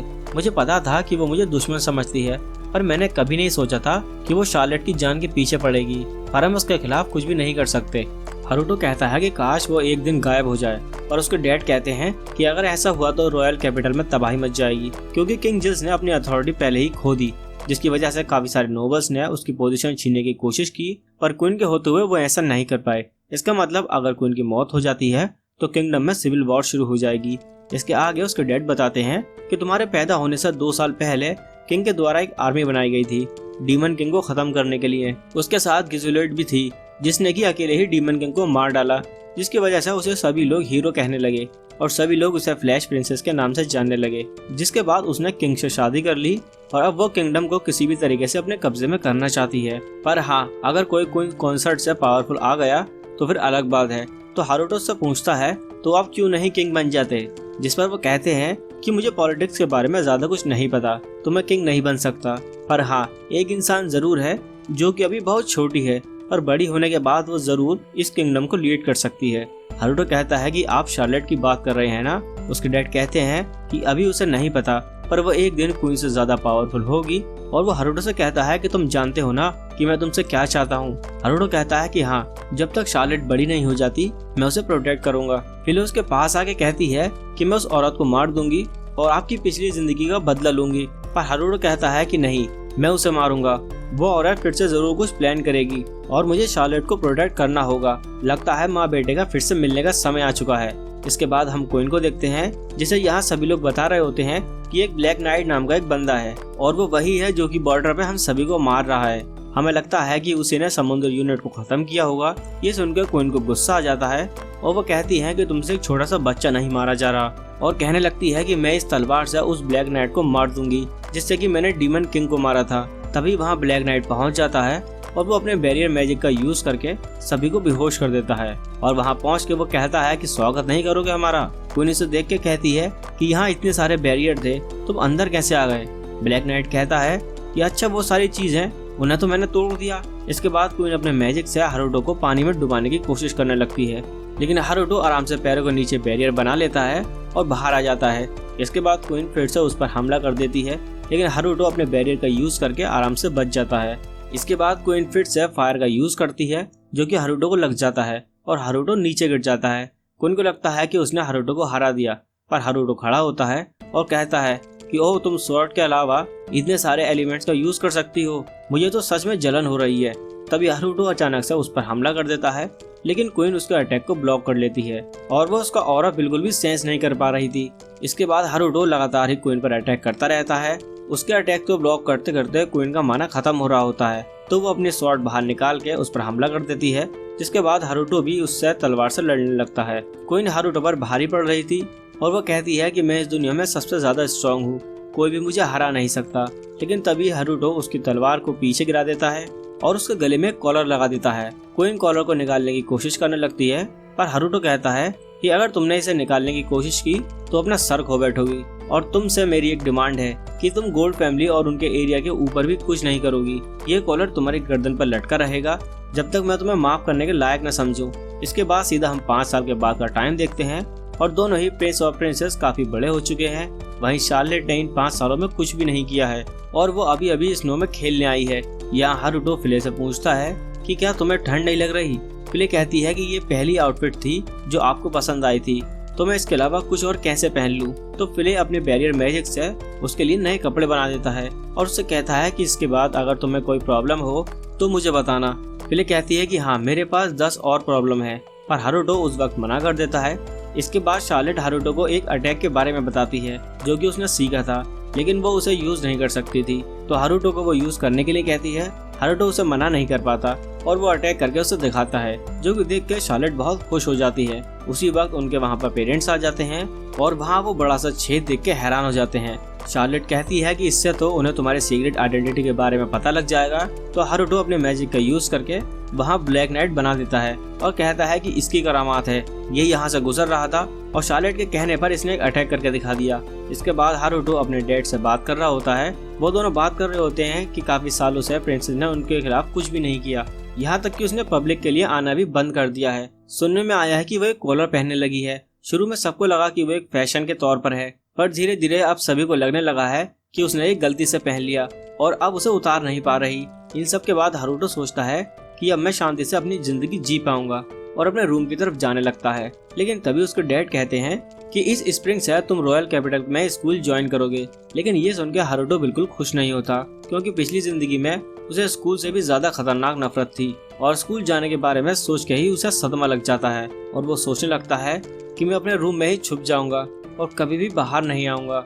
इसके बाद हारुतो को डैड से कह रहे होते हैं स्कूल जाने के लिए, पर हारुतो मना कर देता है। जिसके बाद वो उसे किंग के द्वारा लिखा हुआ रिकमेंडेशन लेटर दिखाता है। हारुतो को समझ नहीं आ रहा होता कि आखिर क्वीन क्यों चाहती है कि वह स्कूल को अटेंड करे। हारुतो को डैड बताते हैं कि प्रिंस लाओस भी एक ग्रेड स्केप करके उस स्कूल में अटेंड करेगा, जिसे सुनकर हारुतो और दुखी हो जाता है। इसके बाद हारुतो के डैड कहते हैं कि तुम जब वहाँ जाओगे अपने साथ किसी को लेके जाना, क्योंकि वो एक नई जगह है, तुम अकेले नहीं रह सकते। तो फिले कहती है तो फिले को तो वो नहीं लेकर जा सकता, क्योंकि वो तो प्रॉब्लम ही क्रिएट करेगी। तो हारुतो की मॉम आके कहती हैं तो मैं चली जाती हूँ तुम्हारे साथ, पर ये सुन के वो दोनों ही मना कर देते हैं। तो हारुतो की मॉम कहती हैं कि तुम्हारे पास 3 महीने हैं, इस टाइम में तुम ढूंढ लो कि तुम अपने साथ किसको लेकर जाओगे। लेकिन हारुतो अभी भी स्कूल जाने के लिए बिल्कुल भी तैयार नहीं है। वो अपनी कॉपी से कहता है कि तुम मेरे बदले स्कूल चले जाना, लेकिन उसकी कॉपी मना कर देती है। हारुतो कहता है कि तुम मैजिक यूज नहीं कर सकते, तो ऐसे में तुम्हें स्कूल से निकाल दिया जाएगा और सारा इल्जाम किंग पे चला जाएगा कि उसने तुम्हारे लिए रिकमेंडेशन लेटर क्यों लिखा था। पर उसकी कॉपी कहता है कि तो तुम क्यों नहीं चले जाते, बस अपनी मैजिक पावर का यूज मत करना। पर हारुतो कहता है कि अगर मेरा वहाँ किसी से पंगा हो गया तो मुझे बैरियर मैजिक यूज करना पड़ेगा। जिस पर कॉपी कहता है तो क्या मैं वहाँ जाके बच्चों से पिट जाऊँ कि अगर तुम्हें कुछ हो गया तो मेरे पास रिप्लेसमेंट है, कि तुमने कितने हारुतो बना रखे हैं। पर हारुतो कहता है कि मैं तो मजाक कर रहा था, शार्लेट ने मुझे कभी दूसरी कॉपी बनाने ही नहीं दी। इसके बाद उसकी कॉपी नौटंकी करने लगती है। जिसके बाद हारुतो कहता है कि मैं तुम्हें बैरियर मैजिक से प्रोटेक्ट करूंगा, पर तुम्हें इस मिशन पे तो जाना ही होगा। तो न चाहते हुए भी कॉपी को उसकी बात माननी पड़ती है। इसके बाद हम एक घर को देखते हैं जिसे कि हारुतो ने 5 साल लगाकर बनाया है अपने रहने के लिए। वो अपने मस्त गेम ही खेल रहा होता है कि वहाँ शार्लेट और फिलिप पहुँच जाते हैं और शार्लेट वहाँ एनीमे देखने आई थी। हारुतो से पूछता है कि तुम काफी समय से यहाँ नहीं आई हो, तो मुझे लगा कि तुमने एनीमे देखना बंद कर दिया। पर शार्लेट कहती है कि मुझे और भी ज्यादा पढ़ाई करनी पड़ रही है, इसकी वजह से मुझे यहाँ आने का टाइम नहीं मिलता, पर मैं और एनीमे देखना चाहती हूँ। तो हारुतो कहता है कि मैं तुम्हें यहाँ टेलीपोर्ट कर सकता हूँ और उसे अपने नया मैजिक दिखाता है, पर मैंने अभी तक इसे किसी जिंदा चीज पर टेस्ट नहीं किया है। तो फिले अपनी कॉपी से कहता है कि ये कॉपी जरा इसके पास आना। कॉपी कहता है कि तुम्हें क्या लगा, मुझे कुछ समझ नहीं आएगा, तुम क्यों नहीं आगे आ जाते। हारुतो को ये सुनकर गुस्सा आ जाता है। तो कॉपी कहता है कि क्या हुआ, तुम्हें डर लग रहा है कि कहीं तुम डायमेंशन में फंस न जाओ। अब फिले को गुस्सा आ जाता है, वो जल्दी से उधर जाती है और उसे उठा के इंदर पटक देती है। तो इस तरह से इन्हें पता चल जाता है कि ये मैजिक इंसानों के लिए सेफ है। तो हारुतो सीधा एक गेट पे ही अपने टेलीपोर्टेशन मैजिक को लगा देता है, जो कि सीधा उन्हें क्लास के अंदर पहुंचा देगा। इसके बाद हम देखते हैं कि वो तीनों उसी रूम में हैं। तभी हारुतो कहता है अरे हाँ, मुझे तो अटेंडेंट ढूंढना है। ये सुनकर शार्लेट उससे पूछती है तुमने क्या ढूंढना था। पर हारुतो कहता है कि नहीं कुछ भी नहीं, मैं थोड़ी देर वॉक करके आता हूँ। इसके बाद हारुतो एक विलेज में पहुंच जाता है जहाँ के सारे लोग स्केलेटन थे। ये वही स्केलेटन है जिन्हें कि हारुतो ने 5 साल पहले मारा था। ये सभी हारुतो का स्वागत करते हैं। हारुतो ने जब इन्हें हराया था ये सभी इसको फॉलो करने लगे, जिसकी वजह से हारुतो ने उन्हें ये जमीन दे दी रहने के लिए। तभी हारुतो के पास एक स्केलेटन आता है जिसका नाम उसने जॉनी रखा था और वो उन्हें उन मॉन्स्टर्स के बारे में बताता है जिनके पास कोई जगह नहीं थी रहने के लिए, तो अब वो वहीं रहने लगे, यानी उनका विलेज पहले से काफी ज्यादा बड़ा हो चुका है। तभी जॉनी कहता है कि क्या आप बाकी के डिस्ट्रिक्ट्स में भी देखना चाहेंगे। इसके बाद वो उस जगह पे लेके जाता है जहाँ की वो खेती करते हैं और वो ये देख के कहता है कि उन्होंने कितनी सारी सब्जियां उगाई हैं और इसको लेके वो बहुत ज्यादा खुश है। हारुतो सोचता है कि ये लोग तो सब खा नहीं सकते, तो लगता है इन्होंने इन मॉन्स्टर्स के लिए उगाया है, ये कितने अच्छे हैं। इसके बाद जॉनी उसे काफी सारे अलग अलग चीजें दिखाता है और वो बड़बड़ किए जा रहा था। तभी हारुतो उसे अपने अटेंडेंट बनाने के बारे में सोचता है। उसे बस किसी तरह से उसे ह्यूमन जैसा दिखाना होगा और उसका काम बन जाएगा। पर लेकिन वो अभी भी बड़बड़ किए जा रहा था। तो हारुतो सोचता है कि अगर मैं इतनी सारी बातें रोज सुनूंगा तो मैं मर ही जाऊंगा। इसके बाद हारुतो नदी के किनारे आकर बैठा हुआ था, जहाँ की वहीं बड़ा सा गोलम आ जाता है। हारुतो कहता है कि हाँ, मैं तो तुम्हें भूल ही गया कि तुम भी यही हो। इसका नाम हारुतो ने गीगा रखा था। वो हारुतो को एक फूल देता है और शर्माने लगता है। उसकी आवाज सुन के हारुतो को पता लग जाता है कि वो एक फीमेल है। उसे देख के हारुतो सोचने लगता है कि ये काफी अच्छी है और अटेंडेंट भी बन सकती है, पर ये कुछ ज्यादा ही बड़ी है। इसके बाद हारुतो थक हार के घर वापस आ जाता है। यहाँ फिले उससे पूछती है, आप अटेंडेंट के बारे में क्या बोल रहे थे? हारुतो चिल्लाता है कि इसका तुमसे कोई लेना देना नहीं है। वो बेचारी फिलो को रोता हुआ छोड़ के वहाँ से चला जाता है। अगले दिन शार्लेट हारुतो के पास आती है और कहती है कि मैंने ब्लैक नाइट के लिए एक नया नाम सोचा है, शोवा। वो उसे बताती है कि उसने ये इंटरनेट पे पढ़ा है, ये गॉड है जो कि क्रिएशन और डिक्रिएशन करता है, और उसे लगता है कि ये नाम हारुतो के लिए परफेक्ट होगा। इसके बाद हम एक नई जगह को देखते हैं, जहाँ के कुछ लोग एक बड़े से ड्रैगन को मार रहे थे, लेकिन वो ड्रैगन वहाँ से बच के भाग जाता है। लेकिन तूफान की वजह से वो नीचे गिर जाता है और उसकी चोट और भी ज्यादा गहरी हो जाती है। इसके बाद हारुतो के डैड उसे बचा रहे होते हैं कि एक बड़ा सा नीला ड्रैगन उसके बॉर्डर पर देखा गया है। वो ड्रैगन यहाँ भी आ सकता है और बहुत तबाही मचा सकता है, और वो फिले को इसे हैंडल करने को कहती हैं। और फिले कहती है कि मैं बस लॉर्ड हारुतो के लिए काम करती हूँ। तो हारुतो कहता है कि ठीक है, ये मेरा ऑर्डर है फिर। लेकिन फिले मुंह बनाने लगती है। हारुतो से पूछता है कि क्या हुआ। फिले कहती है कि इतना बड़ा ड्रैगन तो काफी सालों पहले जन्मा होगा, लेकिन मैं किसी ब्लू ड्रैगन को नहीं जानती। इसका मतलब है जब ह्यूमंस और डीमंस की लड़ाई हो रही थी तो ड्रैगन डर के मारे माउंटेन्स पर छुप गया होगा, इसीलिए मैं उस डरपोक ड्रैगन को बचाना नहीं चाहती। इसके बाद हारुतो अपने डैड से कहता है कि हमें इसे बचाने के लिए कुछ टाइम चाहिए, और वो उस रूम के बाहर आ जाता है। वहीं गेट के बाहर शार्लेट को देख के हारुतो कहता है कि ऐसे तुम्हें दूसरों की बातें नहीं सुननी चाहिए। शार्लेट कहती है कि वो ऐसा दोबारा नहीं करेगी, और फिले से पूछती है कि क्या तुम सच में उस ड्रैगन को नहीं बचाओगी। हारुतो भी ऐसा ही कहता है, जिसके बाद फिले भी मान जाती है।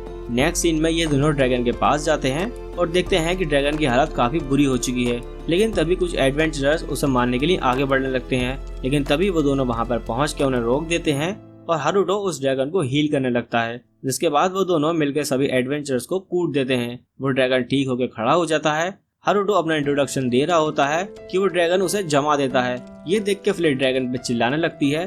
तभी हारुतो उसमें से बाहर आ जाता है और कहता है कि नहीं नहीं, कोई बात नहीं। वो उन्हें एडवेंचरर्स को देख के डर गई होगी। तुम्हें क्या लगता है कि मैं ऐसा करूंगा? एक तो मैंने तुम्हें बचाया और तुमने मुझे ही जमा दिया। तुम्हें शर्म वरम है कि नहीं? तभी वो ड्रैगन हारुतो से कहता है कि क्या तुमने मुझे बचाया? हारुतो डायरेक्टली उसकी आवाज अपने दिमाग में सुन रहा था। हारुतो उस ड्रैगन से पूछता है कि तुम कौन हो, पर वो ड्रैगन हारुतो को इग्नोर कर देती है और फिले से पूछती है कि तुम एक डीमन हो तो ह्यूमन को क्यों फॉलो कर रही हो। वो कहती है कि क्योंकि मेरे मास्टर बहुत ज्यादा ग्रेट हैं, आओ मैं तुम्हें इनके बारे में बताती हूँ। वो पूरी कहानी बताने में सारा दिन गवा देती है और शाम हो चुकी थी। सारी कहानी सुनने के बाद ड्रैगन कहती है कि हाँ, मैं समझ चुकी हूँ। इसे पता था कि एक डीमन किंग दोबारा से रीइंकार्नेट होकर वापस आएगा। इसके आगे वो कहती है कि मुझे माफ कर दो, मैंने डीमन संघ के साथ लड़ाई नहीं की क्योंकि मुझे लड़ना बिल्कुल भी पसंद नहीं है। और वो उसे बताती है कि वो 300 सालों से पहाड़ों में रह रही थी। ये सुनकर हारुतो एक्साइटेड हो जाता है और पूछता है कि 300 सालों तक तुमने क्या किया। वो ड्रैगन बताती है कि शुरू में तो बस वहाँ पर पड़ी रहती थी, पर एक दिन वहाँ आराम करने के लिए एक एडवेंचरर आया जिससे वहाँ एक बुक गिर गई थी।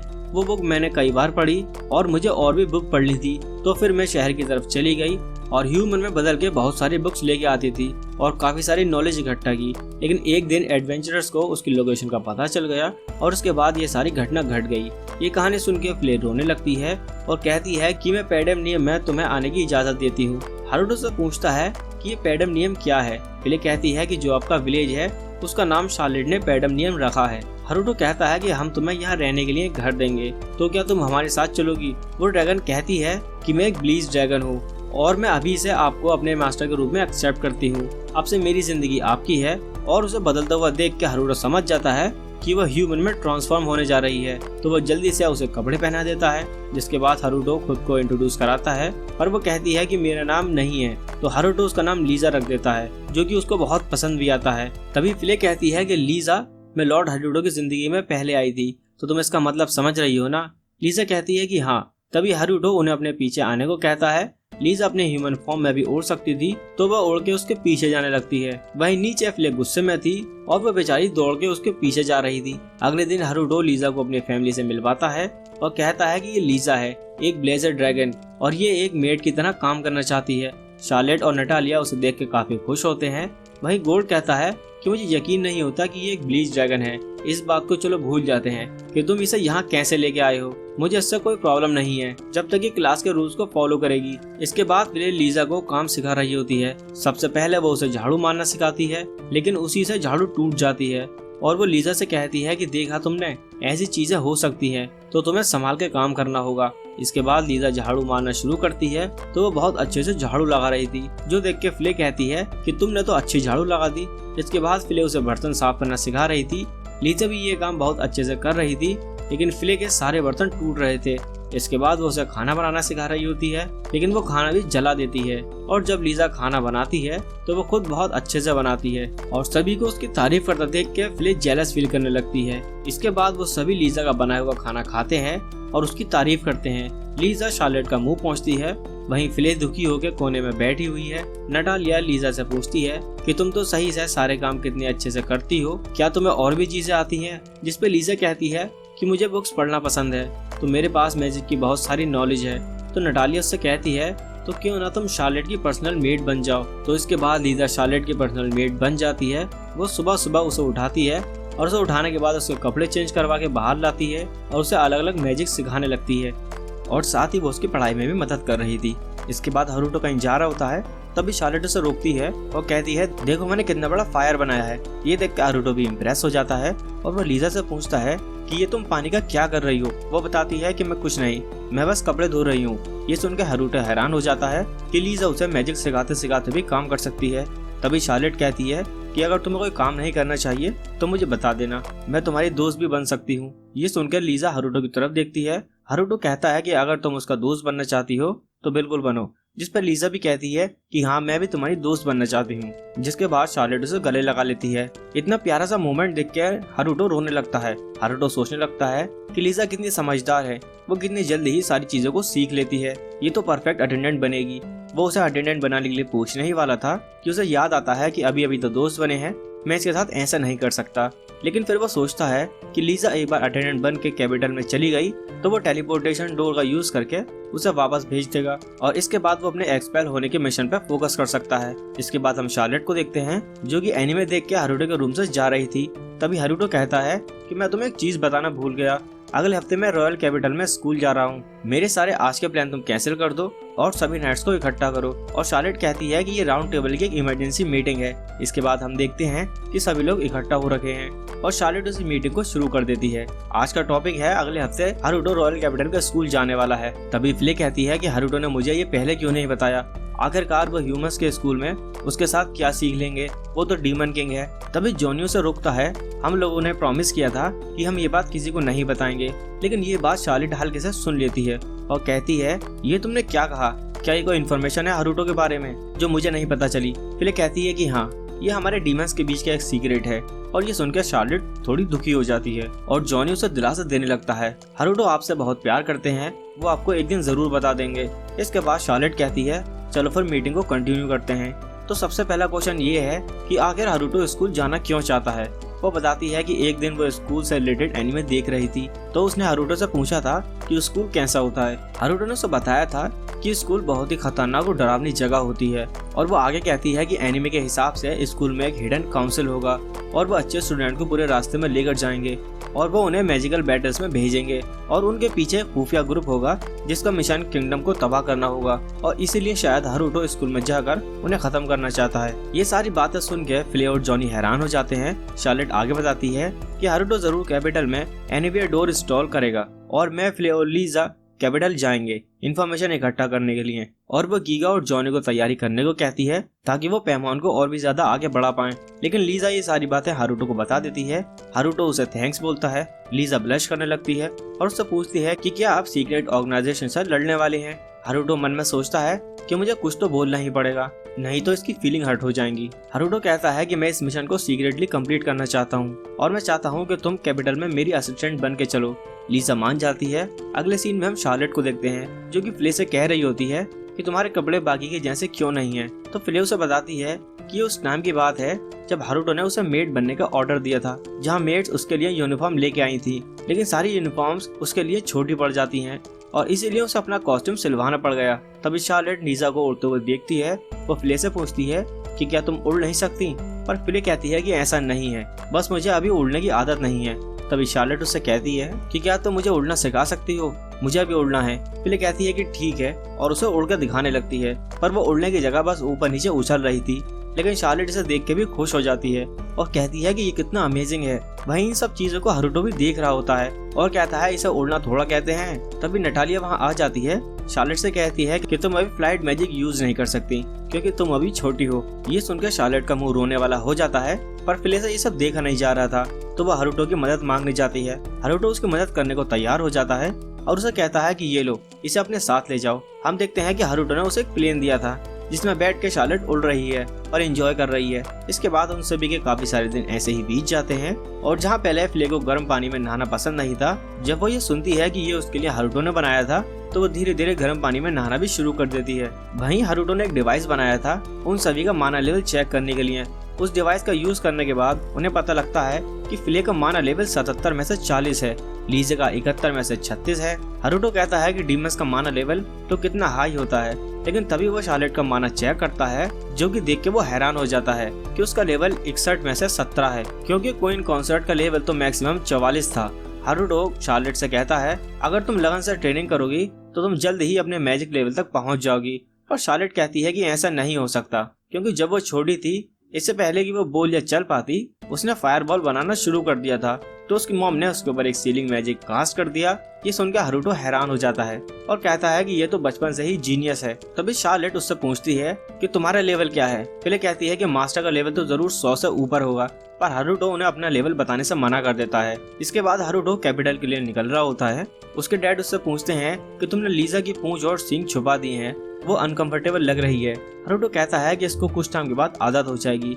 फिले दुखी है क्योंकि वो जाना चाहती थी, पर हारुतो उसकी जगह लीजा को लेकर जा रहा है। वहीं दूसरी तरफ मारियाना फ्लॉस के पास मार्गरेट से एक लेटर लेके आई थी। फ्लॉस कहता है इसमें ये लिखा है ना कि हारुतो रॉयल कैपिटल के लिए वहाँ से निकल चुका है, तुम्हें इसके लिए लेटर को यहाँ लाने की कोई जरूरत नहीं थी। मारियाना कहती है कि ये सब मैंने इसलिए करा क्योंकि वो तुम ही हो जिसने हारुतो को ये रिकमेंडेशन लेटर देने को रिक्वेस्ट की थी। फ्लॉस कहता है कि मैंने ऐसा इसलिए किया था क्योंकि मैं जानना चाहता था कि वो आखिर इतना स्ट्रॉन्ग कैसे है। जिस दिन से मैं उससे हारा हूँ, मैं अपने मैजिक और स्वॉर्डमैनशिप पर काम कर रहा हूँ। ऐसे में अगर हम एक स्कूल में जाएंगे तो मैं उसके बारे में और चीजें जान पाऊंगा।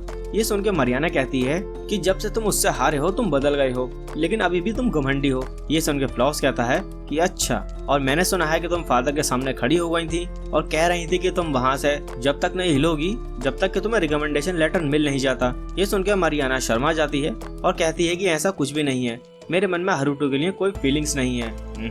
मारियाना कहती है कि ऐसा नहीं है, लेकिन फ्लॉस समझ जाता है कि ये सब कुछ ऐसा ही है। इसके बाद फ्लॉस मारियाना से उस कल्ट के बारे में पूछता है जो कि स्कूल में लोगों को इन्फ्लुएंस करने की कोशिश कर रहे हैं। मारियाना बताती है कि एक चर्च ऑफ ल्यूसीफर नाम का ग्रुप है जो कि डीमन की पूजा करते हैं, और सिर्फ स्कूल ही नहीं, उनका इन्फ्लुएंस धीरे धीरे पूरी किंगडम में फैल चुका है। और उससे बड़ी प्रॉब्लम ये है कि वो किंग का रूल हटाना चाहते हैं और काफी सारे एरिस्टोक्रेट उनको फंडिंग दे रहे हैं। फ्लॉस कहता है कि रूमर्स के अकॉर्डिंग मदर ही उनको फंड कर रही हैं। मुझे समझ में नहीं आ रहा कि वो करना क्या चाहती हैं। वो अचानक से ही 5 साल के अंदर चेंज हो गई। आखिरकार हुआ क्या? कहीं ऐसा तो नहीं कि मदर ही फादर को मारना चाहती हैं? तभी वहाँ क्वीन आ जाती है। उसे देख के वो दोनों डर जाते हैं।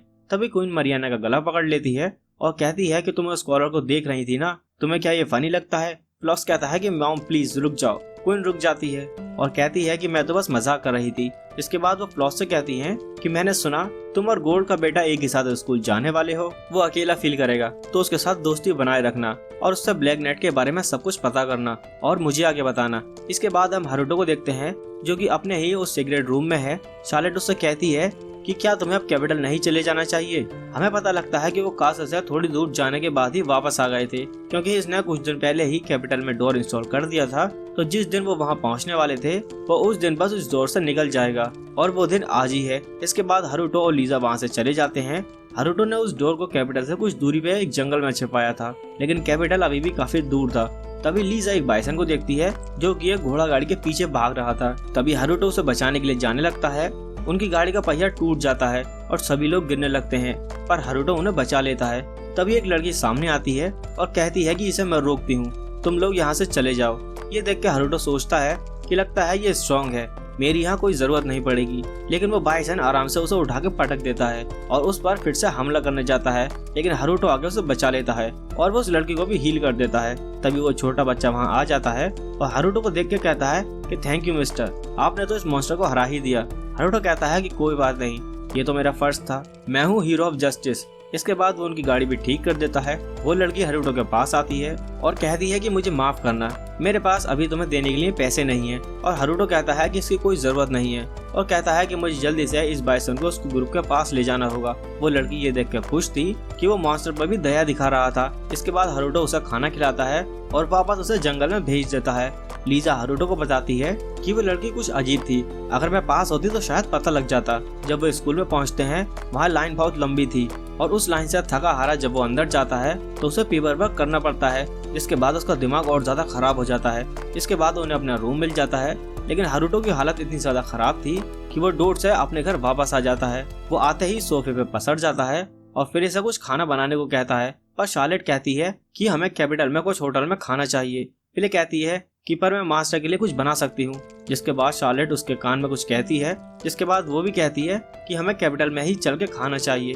इसके बाद हारुतो भी उसके कान और पूंछ इनविजिबल कर देता है और वो सभी कैपिटल में पहुंच जाते हैं। इसके बाद वो रेस्टोरेंट में जाकर खाना खाते हैं। खाना खाने के बाद शार्लेट एक मैप निकालती है और सभी को एक एक जगह दे देती है। हारुतो से पूछता है कि तुम यहाँ मजे करने आई थी। शार्लेट कहती है कि हाँ, मैं मजे करने ही आई हूँ, पर हमारा मेन मिशन ये है कि हम इस जगह के बारे में और ज्यादा इन्फॉर्मेशन इकट्ठा करना चाहते हैं। हारुतो मन में सोचता है अब अभी के लिए इसे जो कर रही है करने देता हूँ। इसके बाद फिले और लीजा अपनी अपनी डायरेक्शन में चले जाते हैं इन्फॉर्मेशन इकट्ठा करने के लिए। इसके बाद शार्लेट हारुतो का हाथ पकड़ती है और कहती है कि ये एक डेट है, चलो चलते हैं। ये सुनकर हारुतो की धड़कन तेज हो जाती है और वो कहता है कि क्या ये एक डेट है। शायद से शार्लेट को डेट के बारे में एनीमे से पता लगा होगा, पर क्या उसे इसका मतलब पता है? वैसे अगर कोई भी हमें देखेगा तो ये नहीं बता पाएगा कि हम सिबलिंग्स हैं। और मेरी बात करो तो ये मेरी पहली डेट होने वाली है। लगता है मेरे पास कोई और चॉइस नहीं है। अगर मेरी बहन यही चाहती है तो चलते हैं, जो वो कहेगी मैं करूँगा। इसके बाद वो कैपिटल में कई जगह घूमते हैं। जिसके बाद शार्लेट एक दुकान पे जाकर रुक जाती है। शार्लेट को वहाँ एक ज्वेलरी पसंद भी आती है। ये देख के वो दुकानदार से कहती है कि मैं इसे खरीद रही हूँ। इसके बाद शाम हो जाती है, जहाँ शार्लेट आगे भाग रही थी, लेकिन तभी वो एक लड़की से टकरा जाती है। वो दोनों एक दूसरे से माफी मांगते हैं और जब हारुतो वहाँ पहुँचता है तो उस लड़की को देख के वो मुंह घुमा लेता है। वो लड़की उसे देख के कहती है कि क्या हम पहले मिल चुके हैं? मुझे तुम्हारा चेहरा तो याद नहीं, लेकिन तुम्हारा जो माना है वो मुझे फैमिलियर लग रहा है। पर हारुतो कहता है कि ऐसा बिल्कुल भी नहीं हो सकता, क्योंकि मेरा माना लेवल सिर्फ 2 है। इसके बाद वो लड़की अपने पार्ट टाइम इंटरव्यू के लिए वहाँ से चली जाती है। शार्लेट भी उसे देख के कह रही होती है कि वो लड़की थोड़ी अजीब है, पता ना मुश्किल है, लेकिन ये कोई आम लड़की नहीं है। हारुतो सोचता है कि आखिर चक्कर क्या है, पर फिर वो सोचता है कि मुझे फालतू की सरदर्दी नहीं लेनी। मैं कल से इंटर्न सेरेमनी वाले दिन तक बस अपने कमरे में ही पड़ा रहने वाला हूँ। इसके बाद हारुतो का क्लोन उसे बता रहा होता है कि एक टीचर ने आके उसे बताया था कि एंट्रेंस से पहले उसे एक प्रोफिशिएंसी टेस्ट देना होगा। हारुतो सोचता है कि अगर वो टेस्ट में गलत आंसर लिखेगा तो एंट्रेंस सेरेमनी से पहले ही वो स्कूल से बाहर निकाल देंगे। तो इसी इरादे से हारुतो टेस्ट देने के लिए जाता है। क्लासरूम में उसे क्वेश्चन पेपर दिया जाता है। हारुतो का प्लान था कि वो सभी सवालों के गलत जवाब लिखेगा, पर जब वो क्वेश्चन पढ़ता है तो उसे सच में कुछ भी जवाब नहीं आता था। तो वो सारे सवालों के नीचे ही मुझे नहीं पता लिखता चला जाता है। तभी उसमें क्वेश्चन होता है बैरियर मैजिक के ऊपर। तो हारुतो सोचता है कि अगर उसने सबके जवाब गलत लिखे तो लोगों को उस पर शक हो जाएगा। तो हारुतो क्योंकि बैरियर मैजिक का यूज कर सकता है तो वो इसके बारे में बहुत ही ज्यादा डिटेल्स में लिख देता है। जिसके बाद लास्ट क्वेश्चन एंशिएंट मैजिक के ऊपर होता है। हारुतो ने लाइब्रेरी में एंशिएंट मैजिक के बारे में बहुत कुछ पढ़ा था और जिसने वो बुक लिखी थी उसके ऑथर का नाम बहुत ही ज्यादा लंबा था और ये सब सोचते सोचते आंसर कुछ ज्यादा ही लंबा लिख देता है। टीचर उसकी शीट ले लेते हैं और वो कहते हैं कि तुम्हारा माना लेवल SS होगा। इसके बाद वो टीचर उसे एक रूम में ले आता है। तभी वहाँ से आवाज आती है, अच्छा काम किया पोलकोस। ये आवाज कहाँ से आ रही है? तभी एक लड़की उसके सामने आती है और कहती है कि नीचे देखो, तुम जरूर हारुतो होगे। और वो अपना नाम टेराटा लूसेनल बताती है। किसने ये नाम रखा है? मुझसे तो बोला भी नहीं जा रहा। मैं स्कूल में एंशिएंट मैजिक रिसर्च करती हूँ। वो लड़की कहती है कि तुम यही सोच रहे हो ना कि एक छोटी सी लड़की प्रोफेसर कैसे बन सकती है? तुम्हारी हिम्मत कैसे हुई ये सोचने की? भले ही तुम्हें किंग का रिकमेंडेशन लेटर मिला हो, लेकिन अगर तुम मुझे पसंद नहीं आए तो मैं तुम्हें घर वापस भेज सकती हूँ। ये सुन के हारुतो कहता है कि क्या सच में? ये सुन के लड़की डर जाती है और कहती है कि तुम इतने खुश क्यों हो रहे हो? हारुतो की आंसर शीट पढ़ने के बाद वो लड़की थोड़ी हैरान हो जाती है। इसके बाद वो हारुतो का माना लेवल मेजर करने जाती हैं, पर जब वो उसका माना लेवल मेजर कर रहे थे तो वो क्रिस्टल बहुत तेज ग्लो कर रहा था जिसके बाद वो टूट जाता है। ये देख के बस हारुतो प्रे कर रहा होता है कि बस प्रोफेसर उस पर गुस्सा हो जाएं और उसे एकेडमी से निकाल दें, लेकिन उसका उल्टा होता है। वो और भी खुश हो जाते हैं और कहती है कि तुम कितने कमाल के निकले, कि क्या तुमने देखा, उसने क्रिस्टल को तोड़ दिया। इसका मतलब ये है कि उसके पास इतना ज्यादा मैजिक है कि वो क्रिस्टल से हैंडल ही नहीं कर पाया। पॉल गोस कहता है कि पर मैंने सुना था कि इसका मैजिकल माना लेवल 2 है। प्रोफेसर कहती है कि मुझे इस पर विश्वास नहीं होता और वैसे भी हमें क्रिस्टल बॉल के लॉजिक के बारे में पूरी तरीके से नहीं पता। एक मैसेज रिसर्चर होने के तौर पर हमें पहले इस क्रिस्टल के बारे में पूरी तरीके से पता करना होगा, इससे पहले कि हम हारुतो के मैजिक के बारे में पता करें। और इतना ही नहीं, इसके आंसर्स भी काफी कमाल हैं। क्वेश्चन पेपर में इतने एडवांस क्वेश्चन थे, लेकिन उसमें हिम्मत थी कि उसने लिख दिया कि उसे नहीं पता। और इसने बैरियर मैजिक और एंशिएंट मैजिक के ऊपर जो आंसर लिखे हैं वो तो सही में बहुत अच्छे हैं। उसका एंशिएंट मैजिक वाला आंसर देखकर तो ऐसा लगता है कि उसे मैंने ही लिखा है। ये सुनकर हारुतो कहता है क्या इसे ऐसा क्यों लग रहा है। तभी उसे रियलाइज होता है कि जिस बुक को उसने एंशिएंट मैजिक के बारे में पढ़ा था उसकी ऑथर यही है। तभी प्रोफेसर कहती है कि मैंने डिसाइड कर लिया है कि हारुतो को मैं अपने साथ रखूंगी और किसी और प्रोफेसर को उसे लेने नहीं दूंगी। ये सारी बातें हमारे बीच में रहनी चाहिए। पॉल गोस कहता है कि ठीक है, पर आपने ही तो ये सारी चीजें करवाई। ये सुनकर हारुतो कहता है क्या इसका मतलब ये लोग मेरे साथ मजे ले रहे थे। प्रोफेसर उसे अपनी रिसर्च ज्वाइन करने को कहती है, लेकिन हारुतो मना करके वहाँ से चला जाता है। इसके बाद एंट्रेंस सेरेमनी का दिन आ जाता है। शार्लेट हारुतो को क्लोन को एक गन देती है जो कि हारुतो ने उसे देने को कहा था। ये सेरेमनी में जाने के लिए काफी डरा हुआ था क्योंकि उसके पास जरा सा भी मैजिक नहीं है। सेरेमनी के खत्म होते ही हारुतो का क्लोन अपने रूम की तरफ भाग रहा होता है। तभी वो कुछ स्टूडेंट्स को देख के कहता है ये तो एक्सट्रोवर्ट्स लग रहे हैं, मुझे जल्दी से इधर से निकलना होगा। तभी वो बंदा पीछे मुड़ता है और कहता है कि ओए तुम सुनो मेरी बात। क्लोन ये सुनकर डर जाता है और उसे लगता है कि वो उसे बुला रहा है। तभी वो कहता है कि ओए सफेद बाल वाली लड़की बात सुनो। ये सुन के क्लोन को थोड़ी शांति मिलती है और वहाँ से नजर झुका के जा रहा होता है, लेकिन वो सीधा उस लड़की में जाकर टकरा जाता है। तभी वो बंदा कहता है कि तुम्हारी हिम्मत कैसे हुई, तुम मुझे बिना सैल्यूट किए यहाँ से कैसे जा रही हो, मेरे आगे झुको, मैं यहाँ का वाइस प्रेसिडेंट हूँ। वो लड़की कहती है कि माफ करना, मैं इस एकेडमी में आज ही आई हूँ, क्या ऐसा करना यहाँ के रूल्स हैं। ये सुनकर सिंडल क्लोन से कहता है ओ लड़के जरा इसे समझाओ कि मैं इसे क्या करने को कह रहा हूँ, मुझे क्या पता तुम क्या करने को कह रहे हो। और वो पेट दर्द का बहाना बनाने लगता है। ये देख के स्नाइडर को गुस्सा आ जाता है। वो कहता है कि तुम्हारी हिम्मत कैसे हुई मुझसे झूठ बोलने की, और वो उस पर अपने मैजिक से हमला कर देता है। क्लोन भागने की कोशिश करता है लेकिन वो बच नहीं पाता। ये देख के स्नाइडर खुश हो जाता है और कहता है अब तुम्हें पता चला मेरी बात न मानने का नतीजा क्या हो सकता है। लेकिन तभी क्लोन उठकर खड़ा होता है और कहता है अरे मैं तो फालतू में डर गया, डिफेंसिव बैरियर तो सही से काम कर गया। ये देख के स्नाइडर हैरान हो जाता है और कहता है मेरे अटैक से तुम्हें जरा सी भी खरोच नहीं हुई। क्लोन सोचता है कि अरे मुझे तो ये दिखाना पड़ेगा कि मैं बहुत दर्द में हूँ, और वो दर्द होने की एक्टिंग करने लगता है। ये देख के स्नाइडर कहता है कि ऐसा कैसे हो सकता है, अभी भी तुम खड़े कैसे हो। वो लड़की क्लोन से कहती है कि अच्छा यही होगा कि तुम मुझसे माफी मांग लो, वैसे भी लगता है कि ये सब मेरी वजह से हुआ है। तभी स्नाइडर को और गुस्सा आ जाता है और वो कहता है कि तुम मेरे मजे ले रहे हो क्या। एक लड़की उसके अटैक को देखती है कि क्या कर रही हो तुम उसे मार दोगे क्या, लेकिन स्नाइडर उसकी नहीं सुनता। क्लोन समझ जाता है कि उसका अटैक बहुत ज्यादा पावरफुल होने वाला है, तो वो उस लड़की से वहाँ से भाग जाने को कहता है, लेकिन इतने में ही स्नाइडर उस पर हमला कर देता है। क्लोन गन से उसके ऊपर शूट कर देता है जिससे वो दोनों आपस में टकरा जाते हैं, जिसकी वजह से वहाँ एक धमाका हो जाता है। जिसके बाद क्लोन वहाँ से भाग के वापस आ जाता है और इसके बाद हारुतो को सब कुछ बता देता है और बताता है कि उसके प्रोफेसर उसके पीछे पड़ गई थी। हारुतो कहता है कि तुम्हारे साथ तो सच में कितना बुरा हुआ, तुम्हें जाके थोड़ा आराम कर लेना चाहिए। अगले सीन में हम देखते हैं कि स्नाइडर का एक साथी आकर हारुतो को एक लेटर देता है जो कि बेटर इनविटेशन होता है, पर हारुतो सीधा मना कर देता है। वो लड़की कहती है कि तुम रिफ्यूज नहीं कर सकते, इससे जनफ्रूज का नाम खराब होगा और अगर तुम जानबूझ के हारे तो तुम्हारा बहुत बुरा हाल होगा। वहीं चुपके वही लड़की सारी बातें देख रही थी। हारुतो कमरे में आने के बाद सोच रहा होता है क्या मुसीबत है यार, अब मुझे वाइस प्रेसिडेंट से लड़ना होगा, वो तो जरूर स्ट्रांग होगा। तभी वो देखता है कि वही सफेद बालों वाली लड़की उस लेटर वाली लड़की से बात कर रही थी।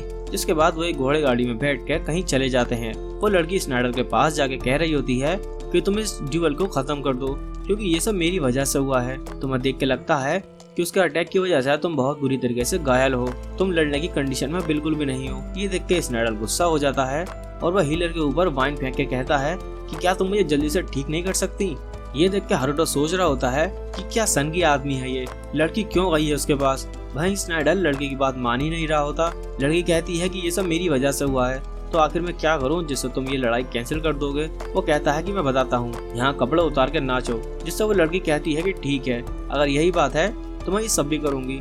हारुतो सोचता है कि क्या सच में ऐसा करने वाली है। वहीं वो लड़की सच में कपड़े उतारने लगती है, लेकिन फिर उसे शर्म आने लगती है और वो रुक जाती है। स्नाइडर कहता है कि अगर तुमसे नहीं हो रहा तो मैं लड़कों को भेजूं तुम्हारी थोड़ी मदद करने। वो लड़की कहती है कि इसकी कोई जरूरत नहीं है और अपनी टी शर्ट उतारने लगती है। वहीं ये सब देख के उन ठगी लड़कों का मुंह खुला का खुला रह जाता है। हारुतो मन में ही सोचता है कि ये क्यों कर रही है। तभी वहाँ पूरा अंधेरा हो जाता है और हारुतो उसे कपड़े दे देता है।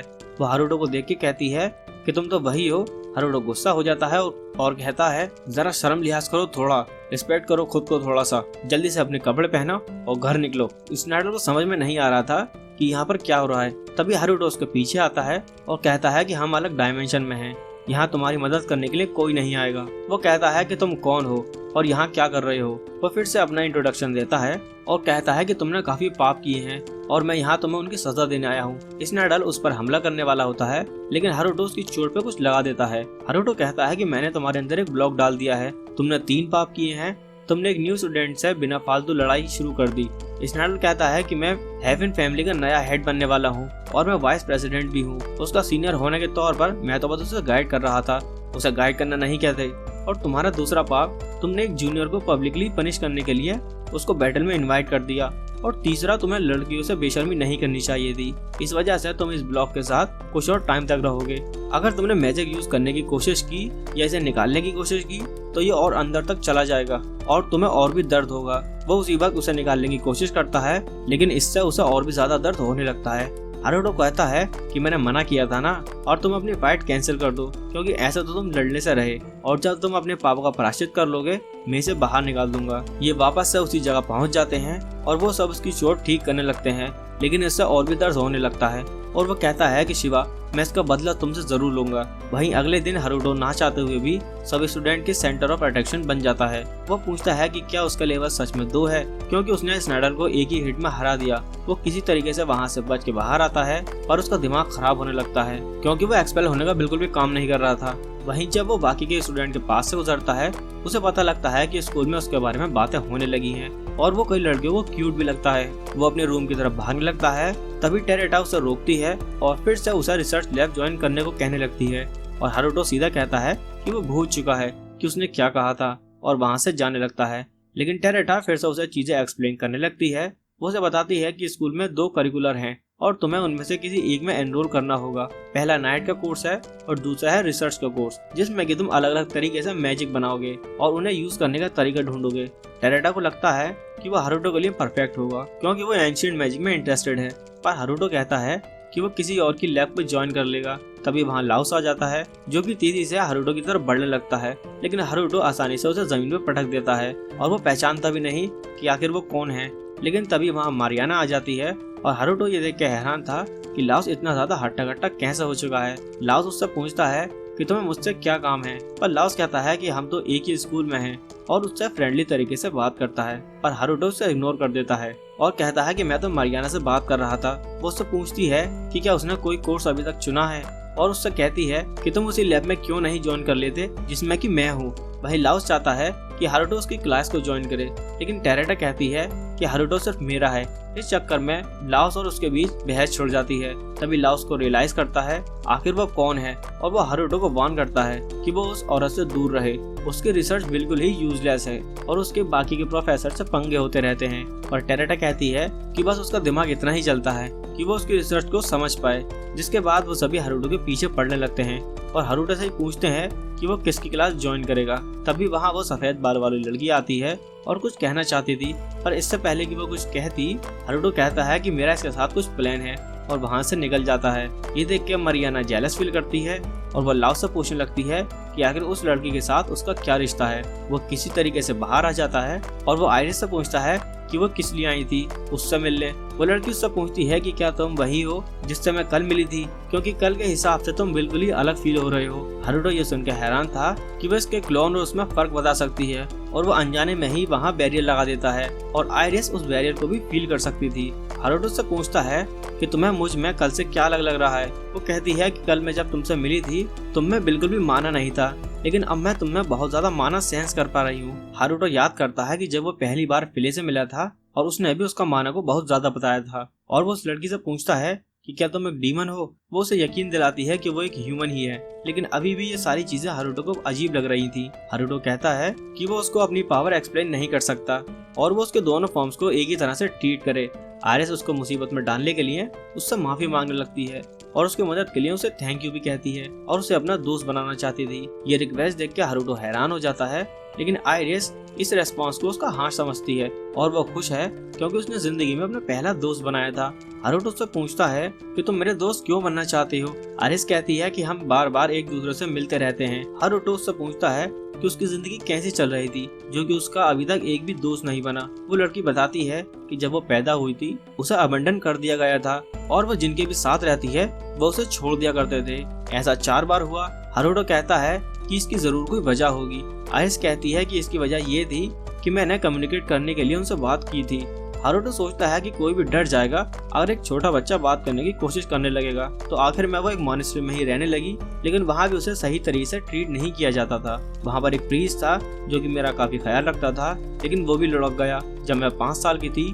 क्योंकि वो इतनी आइसोलेटेड जगह पर रहती थी, वो कभी ह्यूमन के साथ इंटरेक्ट नहीं कर पाई। इसी की वजह से उसके पास कोई सोशल स्किल नहीं है और ना ही उसे पता है कि ह्यूमन वर्ल्ड में कैसे रहा जाता है। पर हारुतो कहता है कि तुमने गलत लड़के से दोस्ती कर ली, क्योंकि मेरा भी कोई दोस्त नहीं है, तो तुम मुझसे भी कोई कॉमन सेंस नहीं सीख पाओगी। ये सुन के आयरिस कहती है ये तो परफेक्ट है, हम साथ मिलकर कॉमन सेंस सीखेंगे, हम तो बिल्कुल ही एक जैसे हैं। वहीं हारुतो सोचने लगता है कि वो इसका इस्तेमाल करके इसको मुसीबतों से बचा सकता है और वो सब पूछता है कि वो किस में एनरोल होने जा रही है और वो बताती है कि वो टेरेटा की क्लास में ज्वाइन करने वाली है। ये सुन के हारुतो को तो बिल्कुल खुशी नहीं होती, लेकिन फिर भी वो उसके साथ ज्वाइन करने को मान जाता है, जो सुन के आयरिस को बहुत खुशी होती है। वहीं केविन में जब से हारुतो गया है, शार्लेट दुखी है। फिले भी उसके साथ रहना चाहती थी, पर अचानक से ही शार्लेट सेंस करती है कि हारुतो के साथ कुछ तो हो रहा है और वही चेक करने के लिए वहाँ से जाने लगती है। वहीं फिले बेचारी रोने लगती है क्योंकि हारुतो ने उसे कैपिटल आने से मना कर दिया है। लीसा कहती है कि मुझे दूसरे लोगों को सर्व करना बिल्कुल भी पसंद नहीं है, इसीलिए मैं अकेले रहती थी, लेकिन तुम तो इस लाइफ स्टाइल में काफी अच्छे से रह रही हो। अपनी तारीफ सुन के फिलिस शर्माने लगती है और कहती है कि ऐसा इसलिए है क्योंकि पहले मैं एक डीमन किंग के लिए काम करती थी। लीसा उससे पूछती है कि डीमन किंग कैसा था। पहले बताती है कि डीमन किंग बहुत काइंड थे, जो कि डीमन सन्स और मॉन्स्टर्स को हमेशा साथ रखते थे, पर इस काइंडनेस की वजह से उनके दूसरे डीमन के साथ बहस हो गई क्योंकि वो ह्यूमंस को भी अच्छे से ट्रीट किया करते थे। डीमन किंग एक ऐसी दुनिया बनाना चाहते थे जहाँ डीमंस और इंसान साथ मिलकर रहें, और उन्होंने फ्लैश प्रिंसेस से पहले ही हारने का डिसाइड कर लिया था। लीजा पूछती है कि क्या मतलब। फिले बताता है कि जब फ्लैश प्रिंसेस आई थी, डीमन किंग ने सभी डीमंस को वहाँ से हटा दिया था और खुद को सैक्रिफाइस कर दिया। शायद उन्होंने प्लान बनाया था कि अगले जन्म में वह ह्यूमन के तौर पर पैदा होंगे। लीजा कहती है मतलब वो इंसान बनना चाहते थे और इंसान बन के लोगों के पर्सपेक्टिव को चेंज करना चाहते थे। पहले कहती है कि हाँ, मैंने भी नहीं सोचा था कि डीमन किंग ने इस चीज पे इतना ज्यादा सोचा था। पहले कहती है कि ये कितना अजीब बात है कि डीमन किंग का जन्म उसी फ्लैश प्रिंसेस के पेट से हुआ है जिसने कि उसे पिछले जन्म में मारा था। हारुतो ने उसे ऐसा कहा था कि वो पिछले जन्म के बारे में सारी बातें भूल चुका है। डीमन किंग भी नामों को छोटा कर दिया करते थे और जब हारुतो ने उसका नाम छोटा किया, उसे यकीन हो गया कि यही डीमन किंग है। लीजा उससे पूछती है कि डीमन किंग का नाम क्या था। फिले कहती है कि मैं तुम्हें बता तो रही हूँ, पर ये किसी को मत बताना। डीमन किंग का असली नाम था आयरिस फालिया। वहीं वो लड़की अपना पूरा नाम आयरिस फालिया बताती है। हारुतो कहता है कि ये काफी लंबा नाम है, क्या मैं तुम्हें सिर्फ आयरिस बुला सकता हूँ। आयरिस हंसती है और कहती है कि मैं भी पहले नाम छोटा कर दिया करती थी और तुमने तो मेरे पुराने दिन याद दिला दिए। इसके बाद हारुतो वहाँ से जाने लगता है, तभी आयरिस उसे रोक लेती है और उससे पूछती है कि क्या उसने क्लास के लिए साइन अप कर लिया है और कहती है कि हमें ये साथ में करना चाहिए। हारुतो मान जाता है और कहता है कि ठीक है, मेरे साथ चलो, मेरे रूम में चलते हैं। लेकिन रास्ते में हारुतो सोचने लगता है कि मैंने इसे बिना सोचे समझे अपने रूम में इन्वाइट तो कर लिया है, पर ये तो एक लड़की है, पर अब मैं इसे मना भी नहीं कर सकता, नहीं तो सब कुछ अजीब हो जाएगा। तो जल्दी से काम खत्म करके इसे यहाँ से रफा दफा करता हूँ। पर जैसे ही वो दरवाजा खोलता है, वो देखता है कि वहाँ पर शार्लेट बैठी थी। उसे देख के शार्लेट चिल्लाने लगती है और उसे लगता है कि वही उसकी गर्लफ्रेंड है, लेकिन हारुतो बताता है कि ये सिर्फ उसकी दोस्त है, जो सुनकर शार्लेट थोड़ा रिलीफ फील करती है। लेकिन शार्लेट को लगता है कि जल्दी हारुतो के पास 10 से 15 लवर हो जाएंगी और उसे पूरी तैयारी करनी होगी। हारुतो पूछता है कि किस चीज के लिए। ये कहती है कि तुम्हारी सेकंड वाइफ बनने के लिए। आयरिस को उसकी बातें थोड़ी अजीब लग रही थी, पर हारुतो कहता है कि शायद बच्चे ही ऐसे ही ग्रो अप होते हैं, जरूर बड़ी होने के बाद वो उससे नफरत करेगी। जिसके बाद वो दोनों लड़कियों को एक दूसरे से इंट्रोड्यूस कराता है और फिर वो क्लास के लिए फॉर्म भरने लगते हैं। वो अपनी क्लासेस का सिलेक्शन सिर्फ एक डाइस के रोल से कर रहा था, जो देख के आयरिस भी हैरान हो जाती है। पर शार्लेट कहती है कि चाहे जो मर्जी क्लास चुने, वो हमेशा उसमें टॉप करेगा, क्योंकि वो कोई आम इंसान नहीं है बल्कि एक महान इंसान है। कुछ देर के बाद हारुटो शार्लेट को ही अपना फॉर्म फिल करने को दे देता है। वहीं हारुटो ये भी नहीं देखता कि शार्लेट ने उसमें क्या क्या भरा है। ये देख के आयरिस हैरान हो जाती है और उससे पूछती है कि क्या तुमने एकेडमी कुछ हासिल करने के लिए ज्वाइन नहीं की। शार्लेट कहती है कि हारुटो का गोल पढ़ाई लिखाई से अलग है, पर मैं वो तुम्हें नहीं बता सकती। हारुटो उससे यहाँ आने का रीजन पूछता है। शार्लेट कहती है कि जो मैं यहाँ करने आई थी वो मैं कर चुकी हूँ, और वो वहाँ से जाने लगती है। तभी हारुटो आयरिस की आंखें बंद कर देता है ताकि वो एनीवेयर डोर को देख न ले। इसके बाद हारुटो आयरिस से कहता है चलो अब मेहनत करते हैं, और मन में कहता है स्कूल से बाहर निकलने के लिए। एक हफ्ते बाद हम हारुटो को उसी कैबिन में उठता हुआ देखते हैं। वो डिप्रेशन में है क्योंकि अब उसके क्लासरूम शुरू होने वाले हैं। शार्लेट उसे उसका शेड्यूल देती है और उसे बताती है कि आपके परफॉर्मेंस के हिसाब से आपको सी क्लास में शायद रखा जाएगा, और क्लासेस बदलती जाती हैं। रेगुलर एग्जाम परफॉर्मेंस के हिसाब से मुझे यकीन है कि आप जल्दी ही क्लास ए में जरूर पहुंच जाएंगे। पर हारुटो का कोई ऐसा इरादा नहीं है कि एक सेकंड को करिकुलम के अलावा इतनी सारी मुश्किल क्लासेस हों। शार्लेट कहती है कि मैंने ये सब इसलिए सिलेक्ट किया था क्योंकि मुझे पता था कि ये सब आपको बहुत आसान लगेंगे। फिर हारुटो सोचता है कि एक सेकंड, ये तो मेरे फायदे की चीज है। मैंने इतनी मुश्किल क्लासेस सिलेक्ट की हैं तो टीचर को निराश करने में बड़ी आसानी होगी। हारुटो क्लास में आयरिस के साथ जाने लगता है और उसे यकीन नहीं होता कि हारुटो सी क्लास में है, क्योंकि वो खुद ए क्लास में है। जब हारुटो क्लास के अंदर जाता है सभी लोगों की नजर उसी पर टिक जाती है। ऐसा उसके और स्नाइडर के जो पंगा हुआ था उसकी वजह से था। इसके बाद उनका टीचर टेस्ट लेने वाला था क्योंकि वो क्लास सी में थे और वो अपने परफॉर्मेंस के बेसिस पे क्लास में ऊपर या फिर नीचे जा सकते हैं। इसीलिए सबसे पहले वो उनका टेस्ट लेगा। हारुटो सोचता है कि यही मौका है खुद को नल्ला बेरोजगार साबित करने का, पर जब वो टेस्ट देखता है तो वो कुछ ज्यादा ही आसान लगता है। ये सारी चीजें तो जब शार्लेट इतनी सी थी तब पढ़ा करती थी। हारुटो को लगता है कि टीचर जरूर उन्हें ज्यादा इजी टेस्ट दे रहा है ताकि उनमें थोड़ा बहुत कॉन्फिडेंस आ जाए, तो सभी उस पर शक करने लगेंगे। अगर वो सारे ही आंसर गलत लिख देगा तो वो 60 नंबर लेके बस पास होने का सोचता है।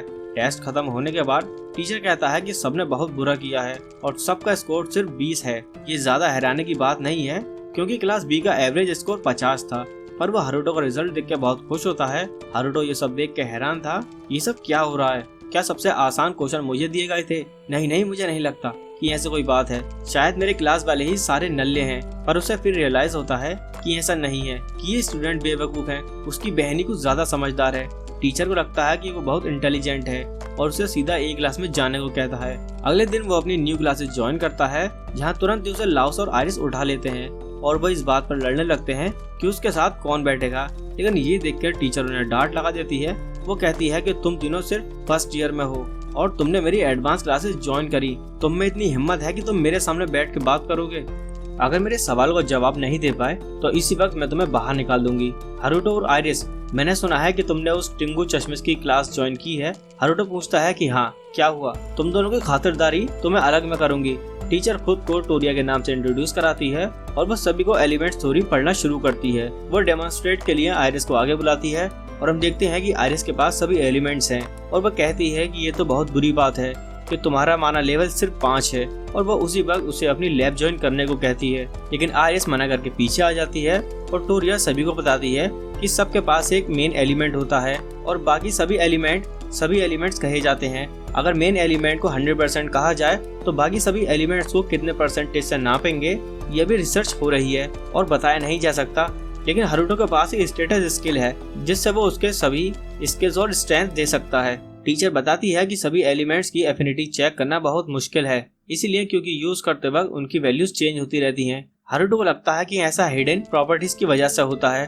तभी टीचर उसके पास आ जाती है और उससे पूछती है कि तुम्हें इस चीज के बारे में कैसे पता चला। ये उसने अभी स्टेटस विंडो में पढ़ा है और वो उसे एक्सप्लेन करता है कि लोगों की हिडन प्रॉपर्टीज हो सकती हैं जो कि एलिमेंट से अटैच हो, जिसकी वजह से कोई स्किल बूस्ट हो सकती है। टीचर उससे पूछने लगती है कि तुम्हें ये सब कैसे पता? ये तो बिल्कुल नहीं है जो कि बिबोले करते हैं। वो एक मिस्टीरियस पर्सन है कि जो हमें रिसर्च पेपर भेजते हैं। ये चीजें इतनी ज्यादा सीक्रेट हैं कि हम इसके बारे में किसी से बात नहीं कर सकते। यहाँ तक कि रॉयल कैपिटल में भी इसे रिपोर्ट नहीं किया हमने। तो तुम्हें कैसे पता इन सब के बारे में? इसके बाद वो हारुटो को अपनी लैब ज्वाइन करने को कहती है, लेकिन हारुटो उसे मना कर देता है। वो टीचर हंस के कहने लगती है कि क्या तुम हितोबोले नहीं हो? हारुटो कहता है कि ऐसा तो बिल्कुल नहीं हो सकता। वो सोचने लगता है कि ऐसा नाम आखिर किसने रखा होगा। फिर उसे अपनी बहन का नाम दिमाग में आता है जिसने कि शायद वोल्टाउल करके बिवोलियर रख दिया। इसके बाद हारुतो और आइरिस लैब ज्वाइन करने के लिए प्रोफेसर के पास जाते हैं। ये सुनकर प्रोफेसर और पॉल बहुत खुश होते हैं और वो दोनों पार्टी करने के लिए वहाँ से चले जाते हैं। इसके बाद हारुतो और आइरिस एक जगह बैठे थे और वो असल में हारुतो नहीं, हारुतो का क्लोन था। हारुतो वहाँ से चुपके से जाने वाला था, लेकिन तभी उसे पोल की चिल्लाने की आवाज आती है और वहाँ वो देखता है कि वहाँ स्नाइडर को बांध के रखा हुआ था। प्रोफेसर कहती है, अरे हाँ, ये तो कल आया था पर मैं तो इसके बारे में भूल ही चुकी थी। इस पे किसी ने कोई स्पेल कास्ट किया था और ये मेरी मदद के लिए आया था। उसे लगता है कि ये परफेक्ट चांस है एंशिएंट मैजिक के ऊपर रिसर्च करने का, क्योंकि उसके शोल्डर के ऊपर किसी तरह का बैरियर मैजिक किया हुआ है। बैरियर मैजिक किसी भी मॉडर्न मैजिक से अलग है क्योंकि उसे लगातार माना की सप्लाई करने की जरूरत पड़ती है। और वह कहती है कि अगर स्नाइडर के ऊपर मॉडर्न मैजिक किया गया होता तो वो आधे दिन में ही खत्म हो जाता, क्योंकि माना यूज सप्लाई नहीं होता। पर इस मैजिक को किए हुए 2 दिन हो चुके हैं, इसका मतलब इसके ऊपर एंशिएंट मैजिक का यूज किया गया है। ये सुनकर आइरिस हैरान हो जाती है और कहती है कि आप कहना चाहती हैं कि इस मॉडर्न टाइम में भी कोई एंशिएंट मैजिक का यूज कर रहा है। इसके बाद टोरेटो स्नाइडर को थप्पड़ पे थप्पड़ लगाने लगती है, अभी पता लगाने के लिए कि उसके ऊपर स्पेल किसने कास्ट किया। लेकिन स्नाइडर उन्हें कुछ ज्यादा चीजें नहीं बताता, लेकिन वो इतना बताता है कि उसने काले कपड़े पहने हुए थे। ये सुनकर वो समझ जाती है कि वो ब्लैक नाइट है। वो हारुतो से पूछती है कि क्या तुम उस हीरो के बारे में जानते हो जो कि कुछ सालों पहले बॉर्डर के आसपास अपीयर हुआ था। हारुतो कहता है कि नहीं, जिसके बाद टेरेटा कहती है वो हमेशा से बॉर्डर के आसपास ही रहता था, लेकिन जब से हारुतो यहाँ आया है वो यहाँ भी दिखाई देने लगा है। इसके बाद वो हारुतो को पकड़ लेती है और कहने लगती है कि तुम क्या छुपा रहे हो, क्या तुम्हारे पास एंशिएंट मैजिक है, मुझे सिखाओगे। लेकिन अभी वहाँ असली हारुतो ब्लैक नाइट के रूम में पहुँच जाता है। वो कहता है कि उसको हारुतो के साथ कोई लेना देना नहीं है, वो बस कैपिटल में बुराई का खात्मा करने आया है। टेरेटा उससे मिल के बहुत एक्साइटेड है और उसे लगता है कि उसने स्नाइडर को इसलिए पनिश किया है क्योंकि वो एक अजीब से कल्ट का पार्ट है। पर हारुतो को ये सुनकर हैरानी होती है कि ऐसी ऑर्गेनाइजेशन सच में एग्जिस्ट करती है और वो एक्टिंग करने लगता है कि उसे ये सब कुछ पहले से पता था। और वो स्नाइडर से कहता है कि तुम हारुतो के साथ अपने डुअल को कैंसिल कर दो तो मैं तुम्हें कल सुबह तक फ्री कर दूंगा। ना चाहते हुए भी स्नाइडर मान जाता है और हारुतो वहाँ से जाने वाला था कि टोरेटो उसे पकड़ लेती है। टोरेटो कहती है कि मैं तुम्हें जब तक नहीं जाने दूंगी जब तक तुम मेरे 271वें क्वेश्चन का जवाब न दे दो। लेकिन हारुतो आसानी से उस मैजिक से निकल आता है और उल्टा टोरेटो को ही अपने बैरियर मैजिक में पकड़ लेता है। पॉल कोस्टो टेरेटा से माफी मांगने को कहता है, लेकिन वो उसके मैजिक में कुछ ज्यादा ही इंटरेस्टेड है।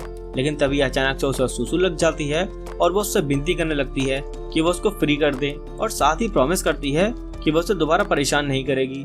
इसके बाद रात को उन सभी की वेलकम पार्टी जारी रहती है। वो उन सभी को अल्कोहल दे देती है जिसकी वजह से आइरिस को नशा चढ़ जाता है। वो हारुतो को भी पिलाना चाहती थी, लेकिन उसका कप भरने के बाद वो खुद ही उसे पी लेती है। इसके बाद अचानक से ही वो उसका शुक्रिया अदा करती है कि वो उसका दोस्त बना और उसके साथ ये लैब ज्वाइन की और फिर वो भी सो जाती है। टोरेटो को भी अब चढ़ चुकी है और वो हारुतो से पूछती है कि क्या वो जानता है कि एंशिएंट मैजिक में आइरिस क्यों इंटरेस्टेड है। लेकिन क्लोन कहता है कि नहीं। टेरेटा कहती है कि असेसमेंट के दौरान पता चला कि इसके पास सारे एलिमेंट्स हैं, ये होना काफी रेयर है पर इसका लेवल सिर्फ 5 है। शायद तभी ये एंशिएंट मैजिक के बारे में जानना चाहती है। उसे लगता है कि शायद एंशिएंट मैजिक में कोई तरीका मिल जाए उसका लेवल बढ़ाने का, क्योंकि कहा जाता है कि उस समय के लोगों का लेवल मैक्सिमम 100 हुआ करता था। वहीं दूसरी तरफ स्नाइडर का दिमाग घूमा हुआ है क्योंकि उसे मजबूर किया गया था डुअल कैंसिल करने को, जिसकी वजह से उसके स्कूल में बहुत बेइज्जती होने वाली है। उसके फादर ने कल्ट ऑफ लूसीफर ज्वाइन किया था ताकि वो करंट किंग को ओवरथ्रो करके खुद किंग बन जाएं। इस हिसाब से स्नाइडर नेक्स्ट किंग बनने वाला है। वो हारुतो को अपनी रेपुटेशन को नीचे गिराने नहीं दे सकता, तो वो कुछ असासिन को बुला के उन्हें हारुतो को उसके दोस्तों को मारने का ऑर्डर दे देता है। पर हम देखते हैं कि उस पर कोई नजर रख रहा है। सभी असासिन लैब की तरफ बढ़ने लगते हैं और उन्हें पता लगता है कि सभी लोग अभी सो रहे हैं। वो टोटल 20 एलिट असासिन लेके आए थे, तो उन्हें यकीन था कि यह मिशन सक्सेसफुल होगा।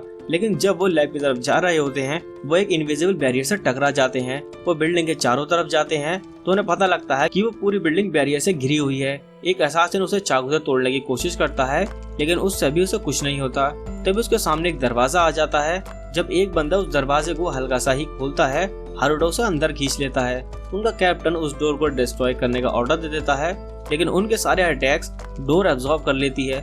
जिसके बाद वहाँ बहुत सारे दरवाजे आ जाते हैं और एक एक करके सभी असासिन वहाँ से गायब होने लगते हैं। तभी वहाँ हारुतो प्रकट होता है और कैप्टन उसके ऊपर हमला करने की कोशिश करता है, पर वो हारुतो के बैरियर से एक ही जगह अटक जाता है। इसके बाद हारुतो सभी असासिन को स्नाइडर के पास लेके जाता है और पूछता है कि इन्हें तुमने ही ऑर्डर दिया था ना, लेकिन स्नाइडर कहता है कि वो इन सबको तो जानता भी नहीं। तो हारुतो से रिकॉर्डिंग शो करता है जब वो इन्हें ऑर्डर दे रहा था। स्नाइडर कहता है कि ये कैसा स्पेल है जिसमें मैं पास्ट देख सकता हूँ। इसके बाद हारुतो उसे फिर से पनिश करने वाला था, लेकिन उसी वक्त स्नाइडर अपने अंदर कुछ इंजेक्ट कर लेता है, जिसकी वजह से वो एक मॉन्स्टर में बदल जाता है और हारुतो को एक मुक्के में ही मैंशन के बाहर फेंक देता है। तभी हारुतो को शार्लेट का कॉल आता है।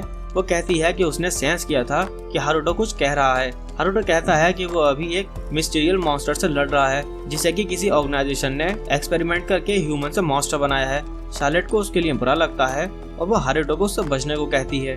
हारुतो भी सोचता है अब तो शार्लेट के लिए करना ही पड़ेगा। इसके बाद हारुतो उसके सभी अटैक को डॉज करने लगता है और उसके अटैक से उसे पता लगता है कि ये मॉन्स्टर गैंग से भी ज्यादा स्ट्रॉन्ग है, और जब हारुतो उस पर हमला करता है वो मॉन्स्टर उसे ही दबा देता है। हारुतो अपने बैरियर मैजिक से खुद को बचा लेता है और उसके हाथों को एक ही जगह जकड़ देता है, लेकिन वो खुद को फ्री करने के चक्कर में अपने हाथ ही उखाड़ देता है। उसके दोनों हाथ इंस्टेंट रीजनरेट हो जाते हैं।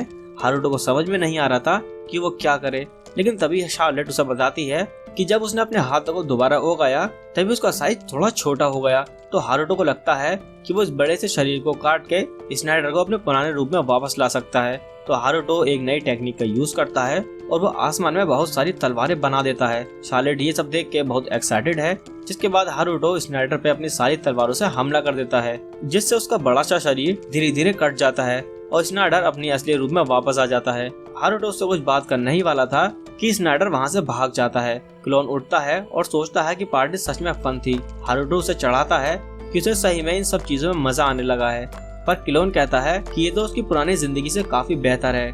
हारुतो भी उससे एग्री करता है क्योंकि वो अब तक जिनसे भी मिला है वो बहुत ही अच्छे हैं। अगले दिन हम फ्ले और लीजा को देखते हैं जो कि कैपिटल में इंफॉर्मेशन इकट्ठा कर रहे हैं। तभी उन्हें कुछ ठगी लड़के मिलते हैं जो कि कहते हैं कि वो उनकी मदद करेंगे। वो उन्हें एक सुनसान इलाके में ले जाते हैं, पर वो दोनों उन तीनों की कुटाई कर देती हैं और जो इन्फॉर्मेशन उन्हें चाहिए थी उनसे मिल जाती है। इसके बाद वो शार्लेट की एक और मीटिंग में पहुंचते हैं जहां वो सब कुछ बताते हैं कि उन्होंने क्या क्या पता किया। शार्लेट कहती है तो यानी किंग और क्वीन की लड़ाई चल रही है और एरिस्टोक्रेट्स का भी सेम हाल है। उसे लगता है कि किंगडम खतरे में है, लेकिन लीजा को अभी भी यकीन नहीं होता और जॉनी उसे हारुतो की कल रात वाली लड़ाई के बारे में याद दिलाता है। जिसके बाद वो हारुतो की लड़ाई की वीडियो देखने लगते हैं और कहने लगते हैं कि ये तो सच में कितना अमेजिंग है।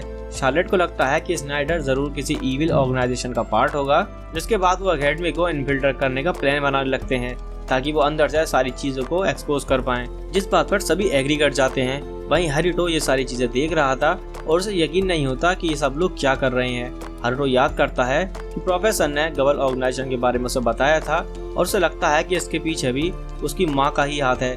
इसके बाद वो सभी चीजों पर नजर रखना जारी रखता है ताकि उसकी शांति भरी जिंदगी को कोई डिस्टर्ब न करे। तो बस दोस्तों, इस सीजन में इतना ही था। उम्मीद है आपको वीडियो पसंद आई होगी। अगर वीडियो पसंद आती है तो वीडियो को लाइक कर दो, चैनल को सब्सक्राइब कर लो और मिलते हैं आपसे एक और नई वीडियो में।